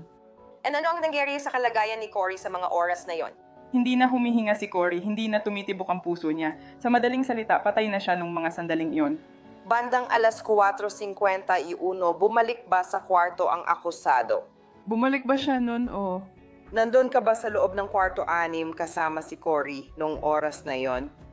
Oo, nandun ako. At ano ang kalagayan ni Cory nung oras na yon? Ang kanyang puso ay hindi tumitibok at hindi siya humihinga. Lumabas ba ang akusado sa kwarto 6? Ginawa niya? Bumalik pa ba ang akusado sa kwarto 6 pagkatapos? Hindi na siya bumalik. At sino ang nanatili kay Cory? Kami lang ang kasama nila. Hindi umalis si Christopher sa ospital bago pumanaw si Cory. Sinabihan siya na pumanaw na si Cory. Sabi ng prosecution sa kaso, hindi siya nagpakita ng emotion. Nang sapat. Hindi ko alam kung eksperto sila sa pagpapakita ng emotion na kayang magsabi sa isang tao kung paano magpakita ng emotion at kung paano hindi. Magpakita ng emotion, hindi nga siya makapasok sa kwarto. Tignan mo siya. Iyan ang tinatawag nilang kulang sa pagpapakita ng emosyon. Kailangan pa nilang kumuha ng upuan para sa kanya, hindi siya mapakalma. Hindi yan lalaki. Diyos ko, napatay ko ang anak ko. Lalaki yan. Diyos ko, patay na ang anak ko. Napanood mo ba ang video? Napanood ko ba ang video? Nung napanood mo ang video, nakita mo ba siyang umiyak? Nakita ko ba siyang umiyak? May nakita ka bang emotion na ipinakita niya? Oo. Nakita mo ba siyang nabahala? Oo. Nakita mo ba siyang kailangang umupo sa isang upuan? Nakita mo bang may tumulong sa kanya o naglagay siya ng panakip para sa privacy? Lahat yon nakita mo, tama? May alam ka ba tungkol doon? Oo, palagi mo namang ginagawa at ginawa mo rin ngayon, di ba? Kaya hindi siya walang emosyon. Kulang siya sa emosyon. Sige. Tinawag ng depensa si David Gregor ang ama ng akusado. Noong 2 ng Abril, nakabalita ka ba mula kay Christopher? Oo, nakabalita ako. Ano ang naging asal ni Christopher nung pag-uusap na yon? Hysterical. Kailan mo siya muling narinig? Ilang minuto lang ang lumipas. Hindi na siya mapatahan, kakamatay lang ng anak niya. Nakusap mo ang anak mo habang nagmamaneho ka papunta sa ospital sa Stafford. Tama. Tama. At nung kinausap mo ang iyong anak, sinabi mo sa kanya na tatawagan mo ang pulis. Tama ba? Oo, ginawa ko. At nang makarating ka sa ospital, pagkatapos mong sabihin sa anak mo na tatawagan mo ang pulis. Wala ang anak mo sa ospital, tama ba?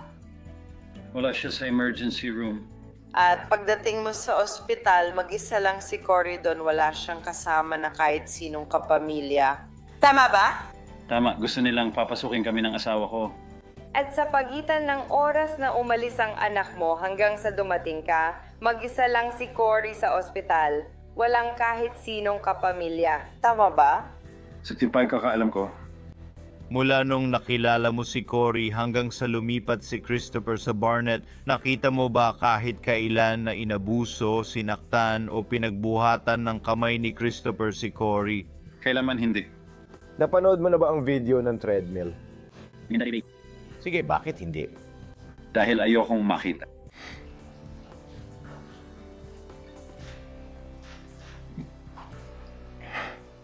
Ayokong yun ang maging alaala ko kay Cory, na siya ay hindi maganda ang pagtrato sa isang pagkakataon lang sa treadmill.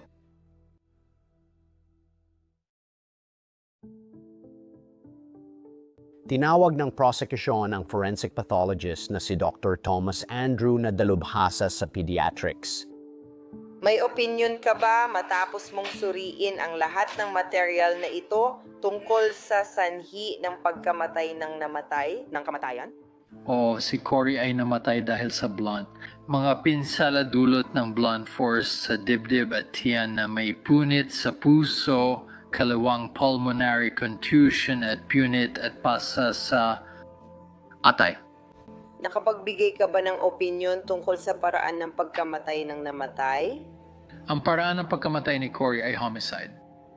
Sa kaso ni Cory, ang madapinsalang ito na base na kanilang pattern at pagkakasalat ay tugma sa mga pinsalang gawa ng ibang tao. Dahil ang pagkamatay ni Cory ay gawa ng iba, itinuturing itong homicide. Sa tingin ko si Andrew ang mahalagang saksi sa kasong ito. Siya ang unang nagpasya. Ito ay dahil sa blunt force, trauma at pang-aabuso na nagdulot ng mga pinsala na naging sanhi ng pagkamatay.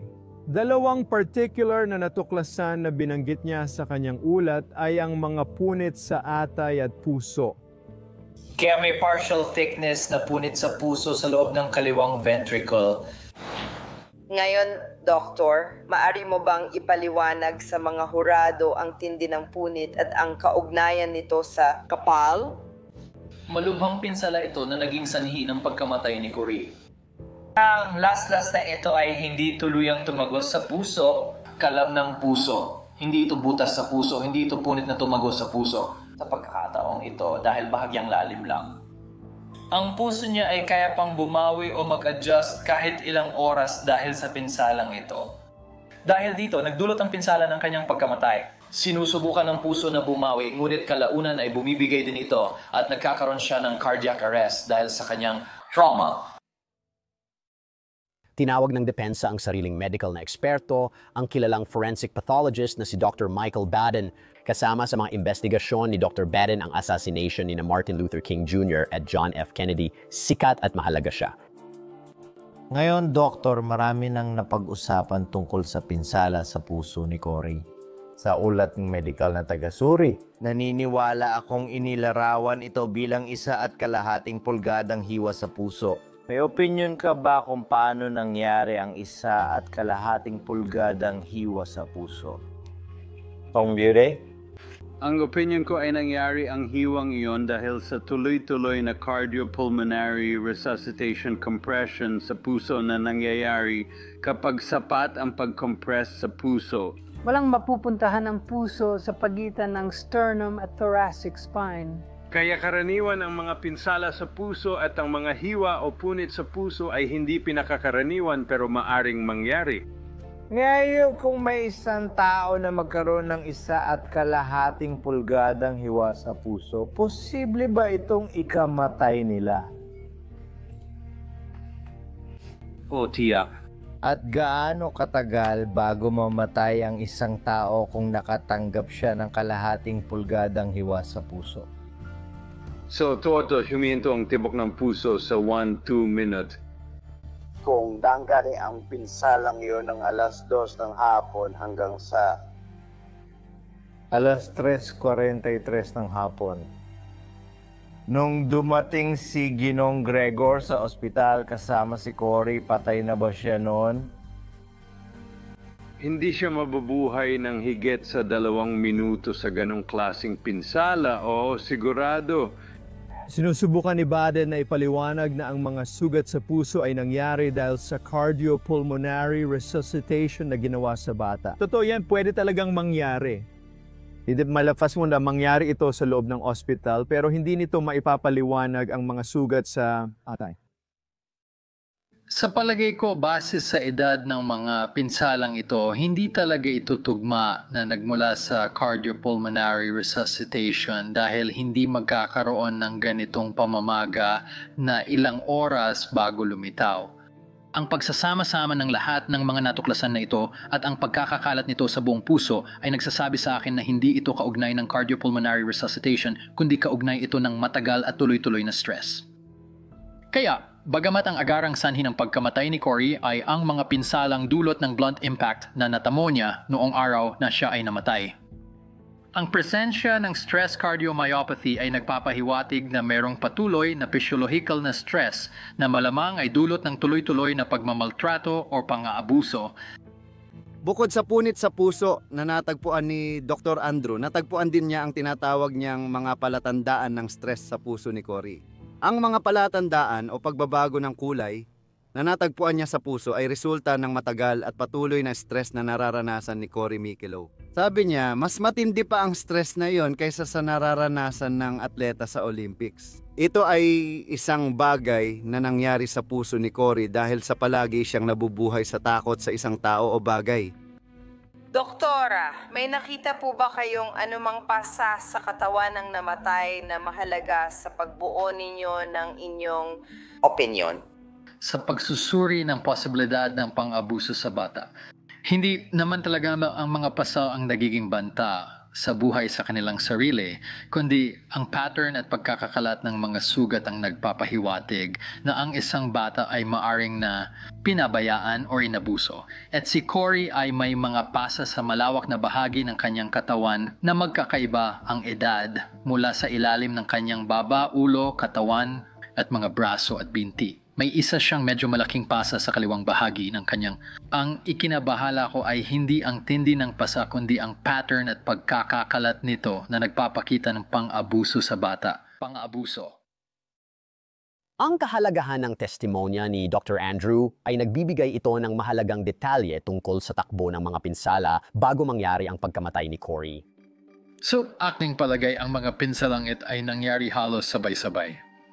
And ang edad magait sa ipaaring kasing bago ng 4 na oras, ngunit maaari ring kasing tanda ng 12 oras bago talaga namatay si Cory. 5:00 ng hapon noong ikalawa.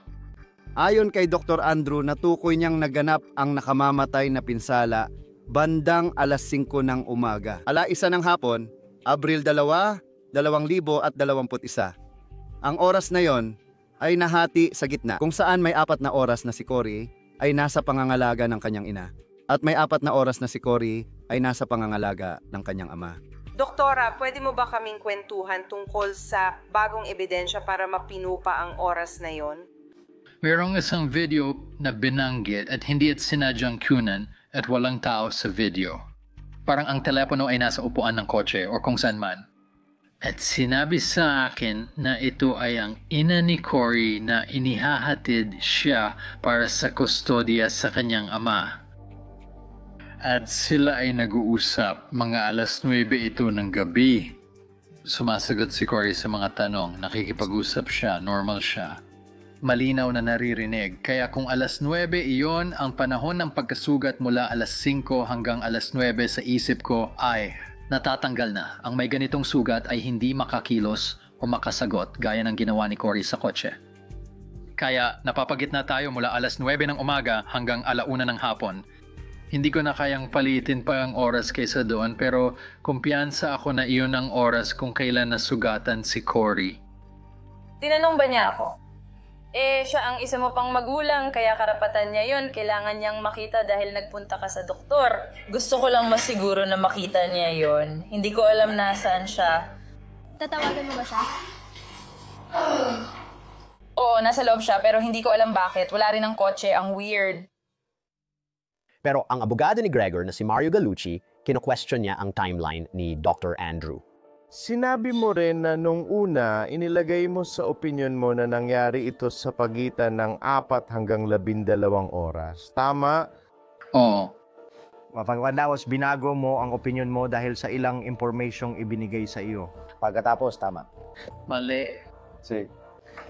Hindi ko binago ang opinion ko. Binago or inamyendahan ang opinion ko base sa bagong impormasyon. Ang pangunahing opinion ay nanatiling pareho. Ang oras ay nilimitahan dahil sa karagdagang ebidensya na nagpapahiwatig na hindi niya maaring natamo ang mga sugat na iyon bago mag-9. Hindi normal para sa isang eksperto na baguhin ang kanyang opinyon, maliban na lang kung mayroong malinaw na ebidensya na magpapabago ng kanyang opinyon. Kaya noong unang nagbigay ng opinyon si Dr. Andrews, direktang napunta si Brianna sa gitna ng pagsisiyasat. Ngayon, dahil nung nagkita kayo ni Detective Mitchell at ni Bibi Lento, tinalakay ba nila ito sa iyo? Na, kung ilalagay mo ito sa pagitan ng 4 at 12 oras na panahon, na siya ay nasa pangangalaga ng kanyang ina, sa ilan sa mga oras na iyon, Alam kong hindi siya dinala sa kustodya ng kanyang ama hanggang 9:00 ng gabi. Kaya kahit hindi nila ito nabanggit, alam ko na iyon ang nangyari. Ngayon, sinasabi mo na nakapanood ka ng 33 segundong video ng isang bata na nakikipag-usap sa kanyang ina. Sa totoo lang, diagnostic ba yun o hindi diagnostic? Tiyak na nakakatulong ito sa pag-diagnose pero hindi ito diagnostic sa sarili nito. Gayunpaman, ang isang bata ay hindi tutugon sa ganong paraan kung siya ay nakaranas na ng mga pinsalang maaring ikamatay. Tinitingnan natin ang oras na ginugol niya kasama ang kanyang ina sa loob ng panahong iyon. At masasabi natin na sa malaking bahagi ng panahong kasama niya ang kanyang ina, siya ay natutulog o nasa biyahe sa kotse. Kaya't malaki ang nababawasan sa oras na kasama niya ang kanyang ina. Kaya pa nating mas paliitin ang panahong iyon. Sa pagkakatuklas ng audio recording na kinuha ni Brianna sa kanyang telepono na hindi niya alam ng pag-uusap ni Cory bandang alas 9 ng umaga habang papunta siya sa bahay ni Chris. Maririnig mo si Cory na nagsasalita, malinaw siyang nagsasalita, hindi siya pautal-utal. Kaya nagamit namin yung video na yon para ibigay kay Dr. Andrew. Dahil sa kilos ni Cory sa video, natukoy niya ang oras ng nangyaring nakamamatay na pinsala. Mula alas 9 ng umaga hanggang alauna ng hapon habang inaalagaan siya ni Christopher Gregor.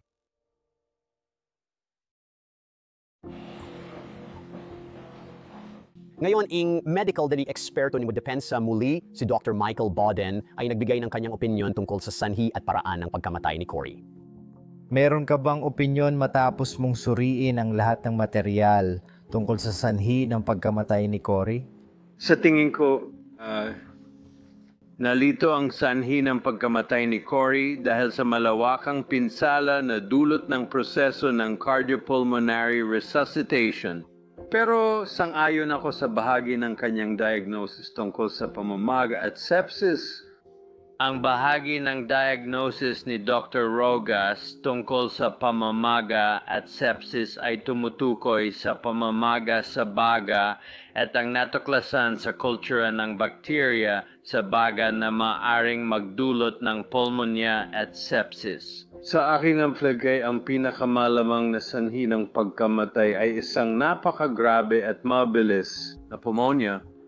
Nabuo mo ba ang opinyon kung paano namatay? Sa palagay ko, base sa lahat ng information meron tayo, natural ang paraan ng pagkamatay. Ipinakilala ng depensa si Dr. Michael Biden bilang isang sikat na medical examiner. Nagtestigo siya sa kaso ni O.J. Simpson at kilala sa forensic science community. At nagpatotoo siya na namatay ang bata dahil sa pulmonya na dulot ng sepsis. Sa tingin ko, ang punto noon ay para sabihin na, may sakit ang bata. Ang pulmonya ay likido sa baga at ang likido na nandoon ay dugo dahil dumudugo ang kanyang puso at atay. Matalino ang paraang yon. Akala ko sinusubukan nilang ipaliwanag ang mga pinsalang ito at gawing hindi kasalanan ni Chris.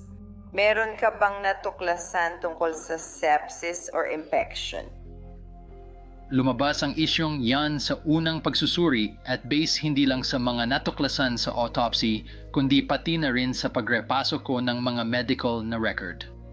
Walang kahit kaunting ebidensya ng sepsis o anumang infectiong proseso sa autopsy ni Cory. Ilang mga doktor ang nagpatotoo rito tungkol sa maraming pinsala sa mata ni Cory. May pasa sa kanyang dibdib, pasa sa ilalim ng kanyang baba, gasgas sa kanyang balakang at ilang bahagyang pasa sa kanyang likod. Nakita mo ba ang pinsalang iyon? Oo. Sa palagay mo ba, may kinalaman ang alinman sa mga pinsalang ito sa pagkamatay ni Cory? Wala. Si Dr. Baden marahil ang pinakadakilang forensic pathologist sa buong mundo. Matagal na niyang ginagawa ito, siguro mga 200 taon na. Siya ang nag-imbento ng forensic pathology. Sabihin na lang natin na ganun. At napatunayan niya ang bawat detalye tungkol sa kung paano namatay si Cory. Sinuri niya ang anatomiya, pinag-aralan ang biolohiya at inobserbahan ang pagkasira ng selula. Ipinakita niya na ang mga pasa sa katawan niya ay walang kinalaman sa pagkamatay ni Cory. Testimonya ni Dr. Baden. Ikinumpara talaga iyon sa kay Andrew at dahil doon naging parang paligsahan ito sa huli.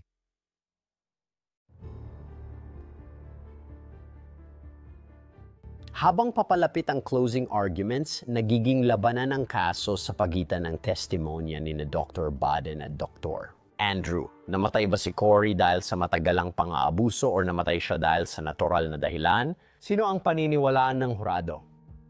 Gusto nating lahat ng hustisya para kay Cory. Ang hustisya ay hindi basta-basta nagpaparusa. Ang isang tao para sa pagpatay kung hindi naman siya ang gumawa ng krimen. Iisa lang ang conclusion na maaari mong gawin. At iyon din ang parehong konklusyon na ginawa ni Dr. Baden. Namatay si Cory dahil sa natural na sanhi. Hindi ito isang pagpatay. Malungkot ba ito? Siyempre, sabihin mo. Walang saksi. Nakaupo siya dito, umiiyak. Nakaupo rin siya dito, umiiyak. Walang panalo dito. Namatay si Cory, yun na yun. Isa lang ang hatol na pinaniniwalaan kong maari nating mapagkasunduan at iyon ay na si Christopher Gregor ay hindi pumatay o ng abuso. Cory. Ang kasong Ted ay tungkol sa parusa. Noong ika-20 ng Marso, 2021, dinala ni nanay ni Cory si Cory pauwi. 2 oras na nahuli, pinarusahan si Cory. Pinatayo siya sa treadmill. Meron kaming video ng treadmill na ito. Noong ika-2 ng Abril, 2021, dinala si Cory pauwi ng 14 na oras na nahuli.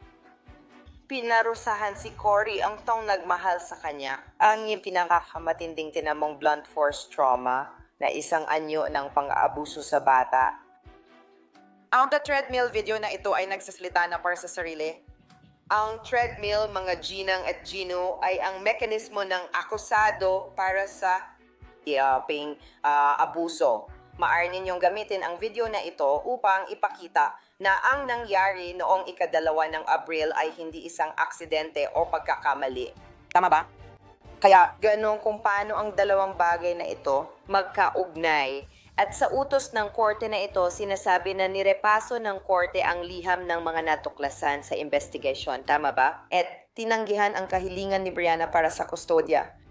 Ang talagang nakaka-interest dito ay hindi nakita ng korte ang video. Isang liham lang ang nirepaso ng korte. At hindi nakuha ni Brianna ang kustodya.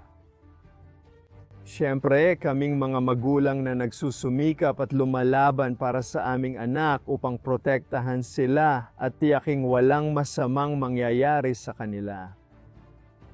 At sasabihin ko sa iyo, ganito gawin yon. At pagkatapos ay pupunta ka doon paulit-ulit at ang paraang iyon ay hindi tumutugon. And how mispungkong bagay na binalaan mo ito, Weston Yara. At iyon ay trahedya at nakakasira ng loob. Pinatunayan ni Dr. Andrew na pinatay ng nasasakdal ang kanyang anak, Cory. Yun sa pathologist, yung sanhi ng pagkamatay ay isang nakamamatay na sunod-sunod na pangyayari at kung wala ito ay hindi sana nangyari ang kamatayan. Isang hampas o palo, tinatawag itong blunt force trauma. Si Dr. Andrew ay natukoy na ang mga blunt force trauma na ito ay natamo ni Cory sa pagitan ng 9:00 ng umaga at 1:00. Kaya ang mga sugat sa puso at tatay ni Cory ay nangyari halos sa parehong oras. Ang akusado lang ang tanging tao na kasama ng kanyang anak nang mangyari ang mga pinsalang ito. Pinatay siya ng kanyang ama, ang taong dapat sana ay nagpoprotekta at nag-aalaga sa kanya. Ang pinakamaram.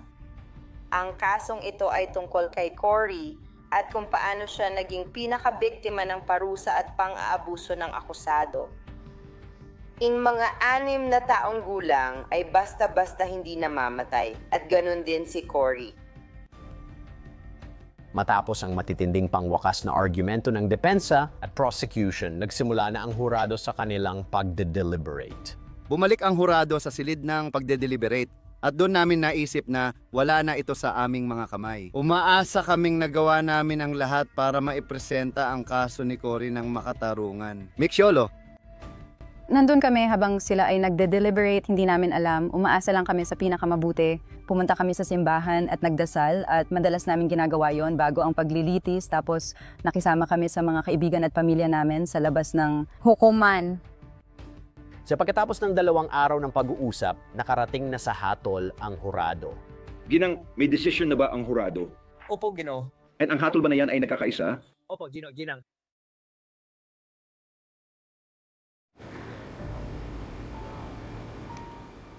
Ginang, babasahin ko ang bawat bilang. Pakibigay po ang desisyon ng hurado.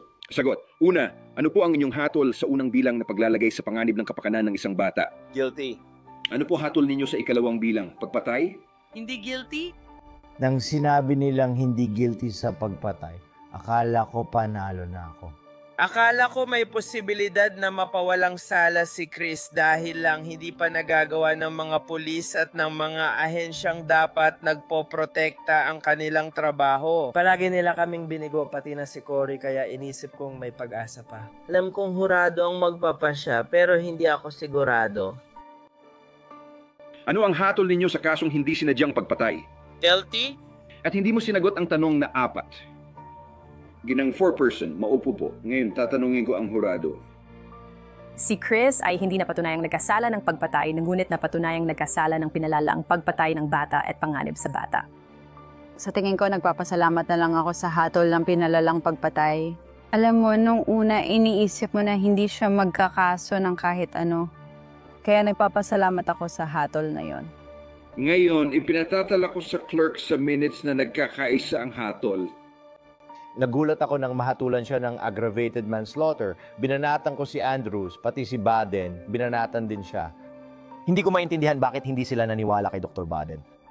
Yung bilang sa treadmill at endangering, dapat hiwalay ang paglilitis. Dapat inihiwalay talaga. Hindi dapat nakita ng hurado ang treadmill na yon. Yung treadmill na yon, walang duda. Yun lang talaga ang dahilan kung bakit nahatulan si Christopher Gregor sa pagpatay na walang mali siya.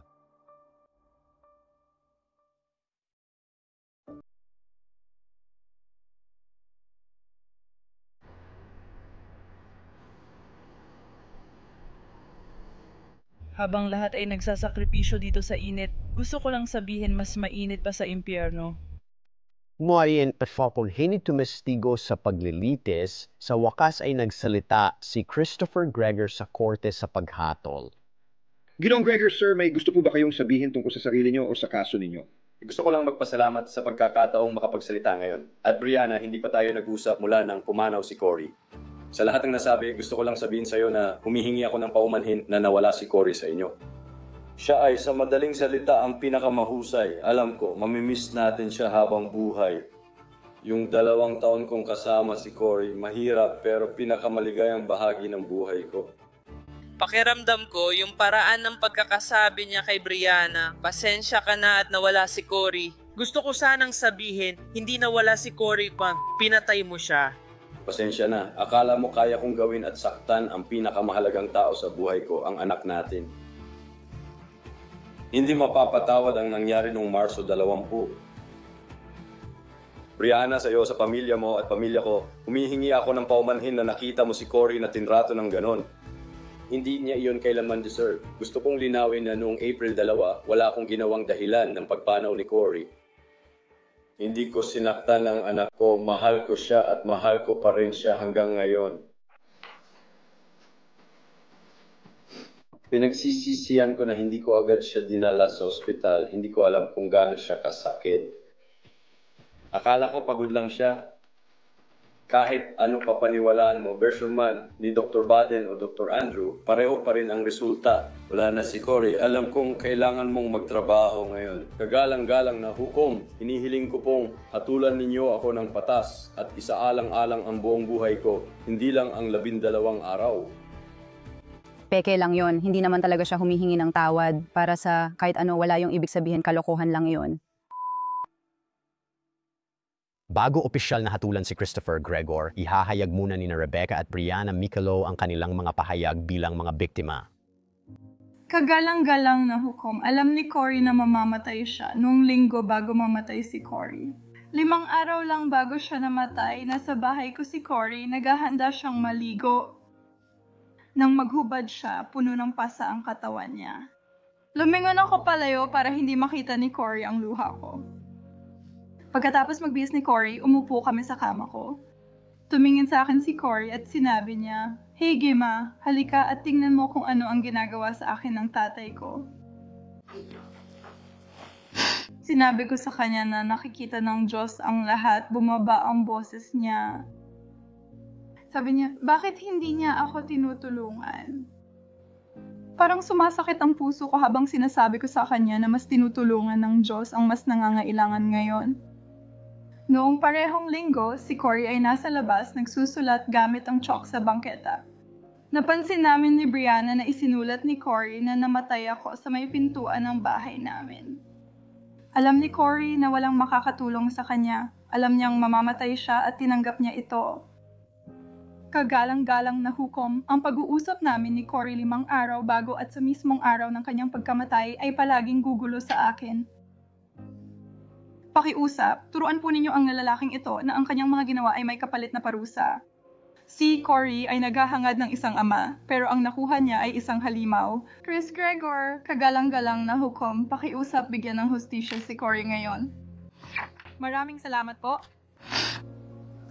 Kagalang-galang na hukom. Ako po si Brianna Micalo at humaharap po ako sa inyo ngayon.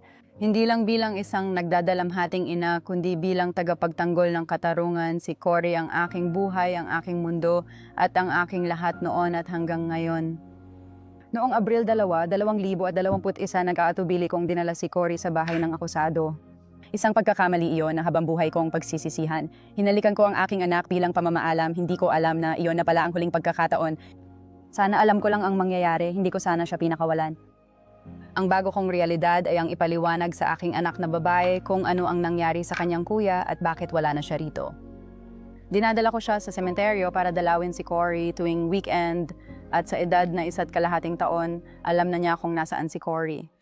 Nailibing na, sobrang sakit, umuupo siya, nakikiusap, katabi ang kotse at laruan na iniwan namin para sa kanya.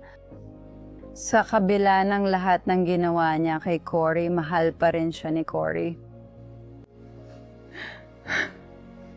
Hinahangaan ka niya at gusto pa rin niyang maging pasensya na. Gusto pa rin niyang maging parang tunay na ama at itinuring niya itong anak. Imbes na maging mabuting halimbawa kay Cory, pinili niyang bugbugin ito hanggang mamatay. Galit ako sa'yo kasi hindi mo ako pinayagang magpaalam sa anak ko, pero salamat sa Diyos na hindi ikaw ang huling nakita niya. Paumanhin po, kagalang-galang. Dapat ay papasok na si Cory sa ika-5 baitang ngayong Setyembre, nakikipaglaro sa mga kaibigan niya, naglalaro ng sports at ine-enjoy ang buhay niya. Ninakaw ni Christopher ang buong kinabukasan niya. Nagmamakawa ako na huwag ninyong hayaang magpatuloy ang kawalang katarungang ito at kailangan niyang harapin ang buong kaparusahan ng kanyang ginawa. Hindi lang basta nagbigay ng hatol si Hukom Guy Ryan, may mga salita siya para kay Christopher Gregor. Kailangan ko nang ipataw ang sentensya. Karapatan kong isaalang-alang na nagpapabigat na salik ang tatlong ito, lalo na't gumawa ang akusado ng 2 magkahiwalay na gawain sa magkaibang petsa. Ipinapakita ng treadmill na video ang kawalang puso ng akusado kay Cory. At matapos pa ulit-ulit na madapa si Cory, at pagkatapos nilang lumabas, walang kahit anong mapagmahal na pakikitungo, walang tapik sa likod. Magaling anak, walang yakap. Ayos ka lang ba anak? Wala kahit ano. Kaya, kahit nire-respeto ko ang character, mga liham na natanggap ko na nagsasabing mapagmahal siyang ama, mas mahalaga pa rin ang larawan kaysa sa 1,000 salita at ang video ay mas mahalaga pa sa 10,000 salita. Kaya anuman ang nangyari noon, si Cory ay hindi nakatanggap ng pagmamahal, pagkakaibigan, kabaitan o suporta. Iyon ay pang-abuso sa pinakamatinding paraan. At makikindi dito tatugma sa mga pahayag ng akusado ng iyon. Sa ikalawang bilang ng pagpatay, dahil hinatulan ko ang akusado ng 20 taong pagkakakulong sa kustodya ng komisyoner, kagawaran ng pagwawasto. Sa kasong paglalagay sa panganib ng bata, isang ikalawang antas na krimen, hinatulan ko ang akusado ng 5 taong pagkakakulong sa kustodya ng komisyoner, kagawaran ng pagwawasto. Napagpasyahan ko na ang bilang 1 at 2 ay dapat sunod-sunod. Sa tuwing nakakakumbikta tayo ng isang tao sa kasong may kinalaman sa pagpatay, sa kasong ito ay ang pinalalang pagpatay na walang plano, nagdadala ito ng kaunting katarungan. Gayunpaman, walang bilang ng taon sa kulungan o anumang bagay ang makakabalik kay Cory Micalo na maibabalik siya sa buhay ng kanyang ina. Ginagawa namin ang lahat pero alam naming hindi namin mapupunan ang puwang na iyon. May fiancé ako at ang anak kong babae. Ayos naman ang lahat pero palagi mong nararamdaman sa kaibuturan na parang may kulang. Binago nito ang lahat. Alam mo, pumanaw ang kapatid kong lalaki. Kailangan kong uminom ng antidepressants. Parang siguro habang buhay na ito. Hindi na ako bumalik sa trabaho pagkatapos.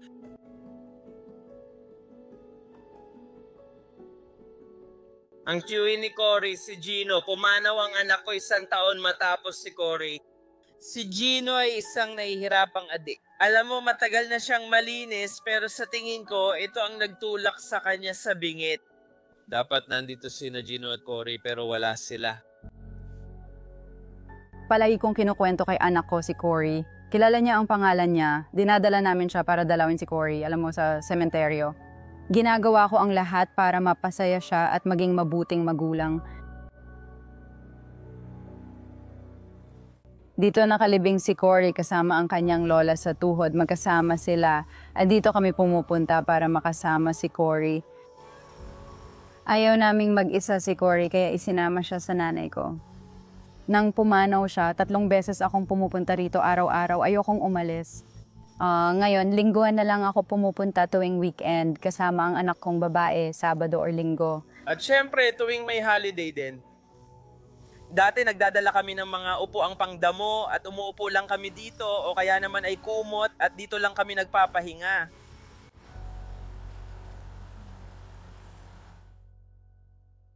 Maligayang kaarawan sa'yo. Maligayang kaarawan, mahal kong Cory. Maligayang kaarawan sa'yo. Sige, hipan mo na. Yehey, salamat. Gusto mo ba silang hawakan? Ayokong maalala si Cory bilang batang nasa treadmill lang dahil marami pa siyang nagawa bukod doon. Kaya ako nagpatuloy sa pagsasalita. Nagsulat ako ng isang libro na hindi pa nailalathala dahil gusto kong ikwento ang kwento ni Cory. Gusto kong marinig ito ng lahat. Sana ang magiging pamana ni Cory ay mahal namin ang kwento niya para makatulong sa ibang bata at ginagawa ko yon hanggat kaya ko. At gusto lang namin na magkaroon ng kamalayan tungkol sa pang-abuso sa mga bata. Gusto kong magkaroon ng kamalayan na nabibigo ang DCPMP. Maraming bata at sigurado akong matutuwa si Cory kung gagawin natin yon at matutulungan ng iba. Sinusubukan naming maipasa ang isang batas na sana ay tatawaging batas ni Cory. Maraming taong nabigo kay Cory. Una, hindi available ang eksperto sa pang-aabuso ng bata. 24 na oras, 7 araw sa isang linggo sa ospital. Hulaan mo, palaging nangyayari ang pang-aabuso. Hindi lang mula alas 9 hanggang alas 5. Kaya umaasa ako na maipatupad ang batas na ito at makapagsalba pa ng ibang bata dahil gusto ni Cory na mangyari iyon. Mahilig siyang tumulong at mag-alaga ng iba. May mas mabuting paraan pa ba sa pagliligtas ng buhay kung di babaguhin ang mga batas? Hindi naman magbabago ang mga batas. Nagpresenta sina Rebecca at Brianna ng balangkas ng panukalang batas S-4973 sa isang senador ng New Jersey. 3 pangunahing haligi ang binibigyang diin ng panukalang batas na ito. A. Sa pilitang agarang forensic na pagsusuri sa mga pinaghihinalaang kaso ng pang-aabuso. B. Independenteng mga panayam na malayo sa mga pinaghihinalaang ng aabuso. Sa C. May real-time na koordinasyon ng emergency room, mga pediatrician, police, paaralan at daycare.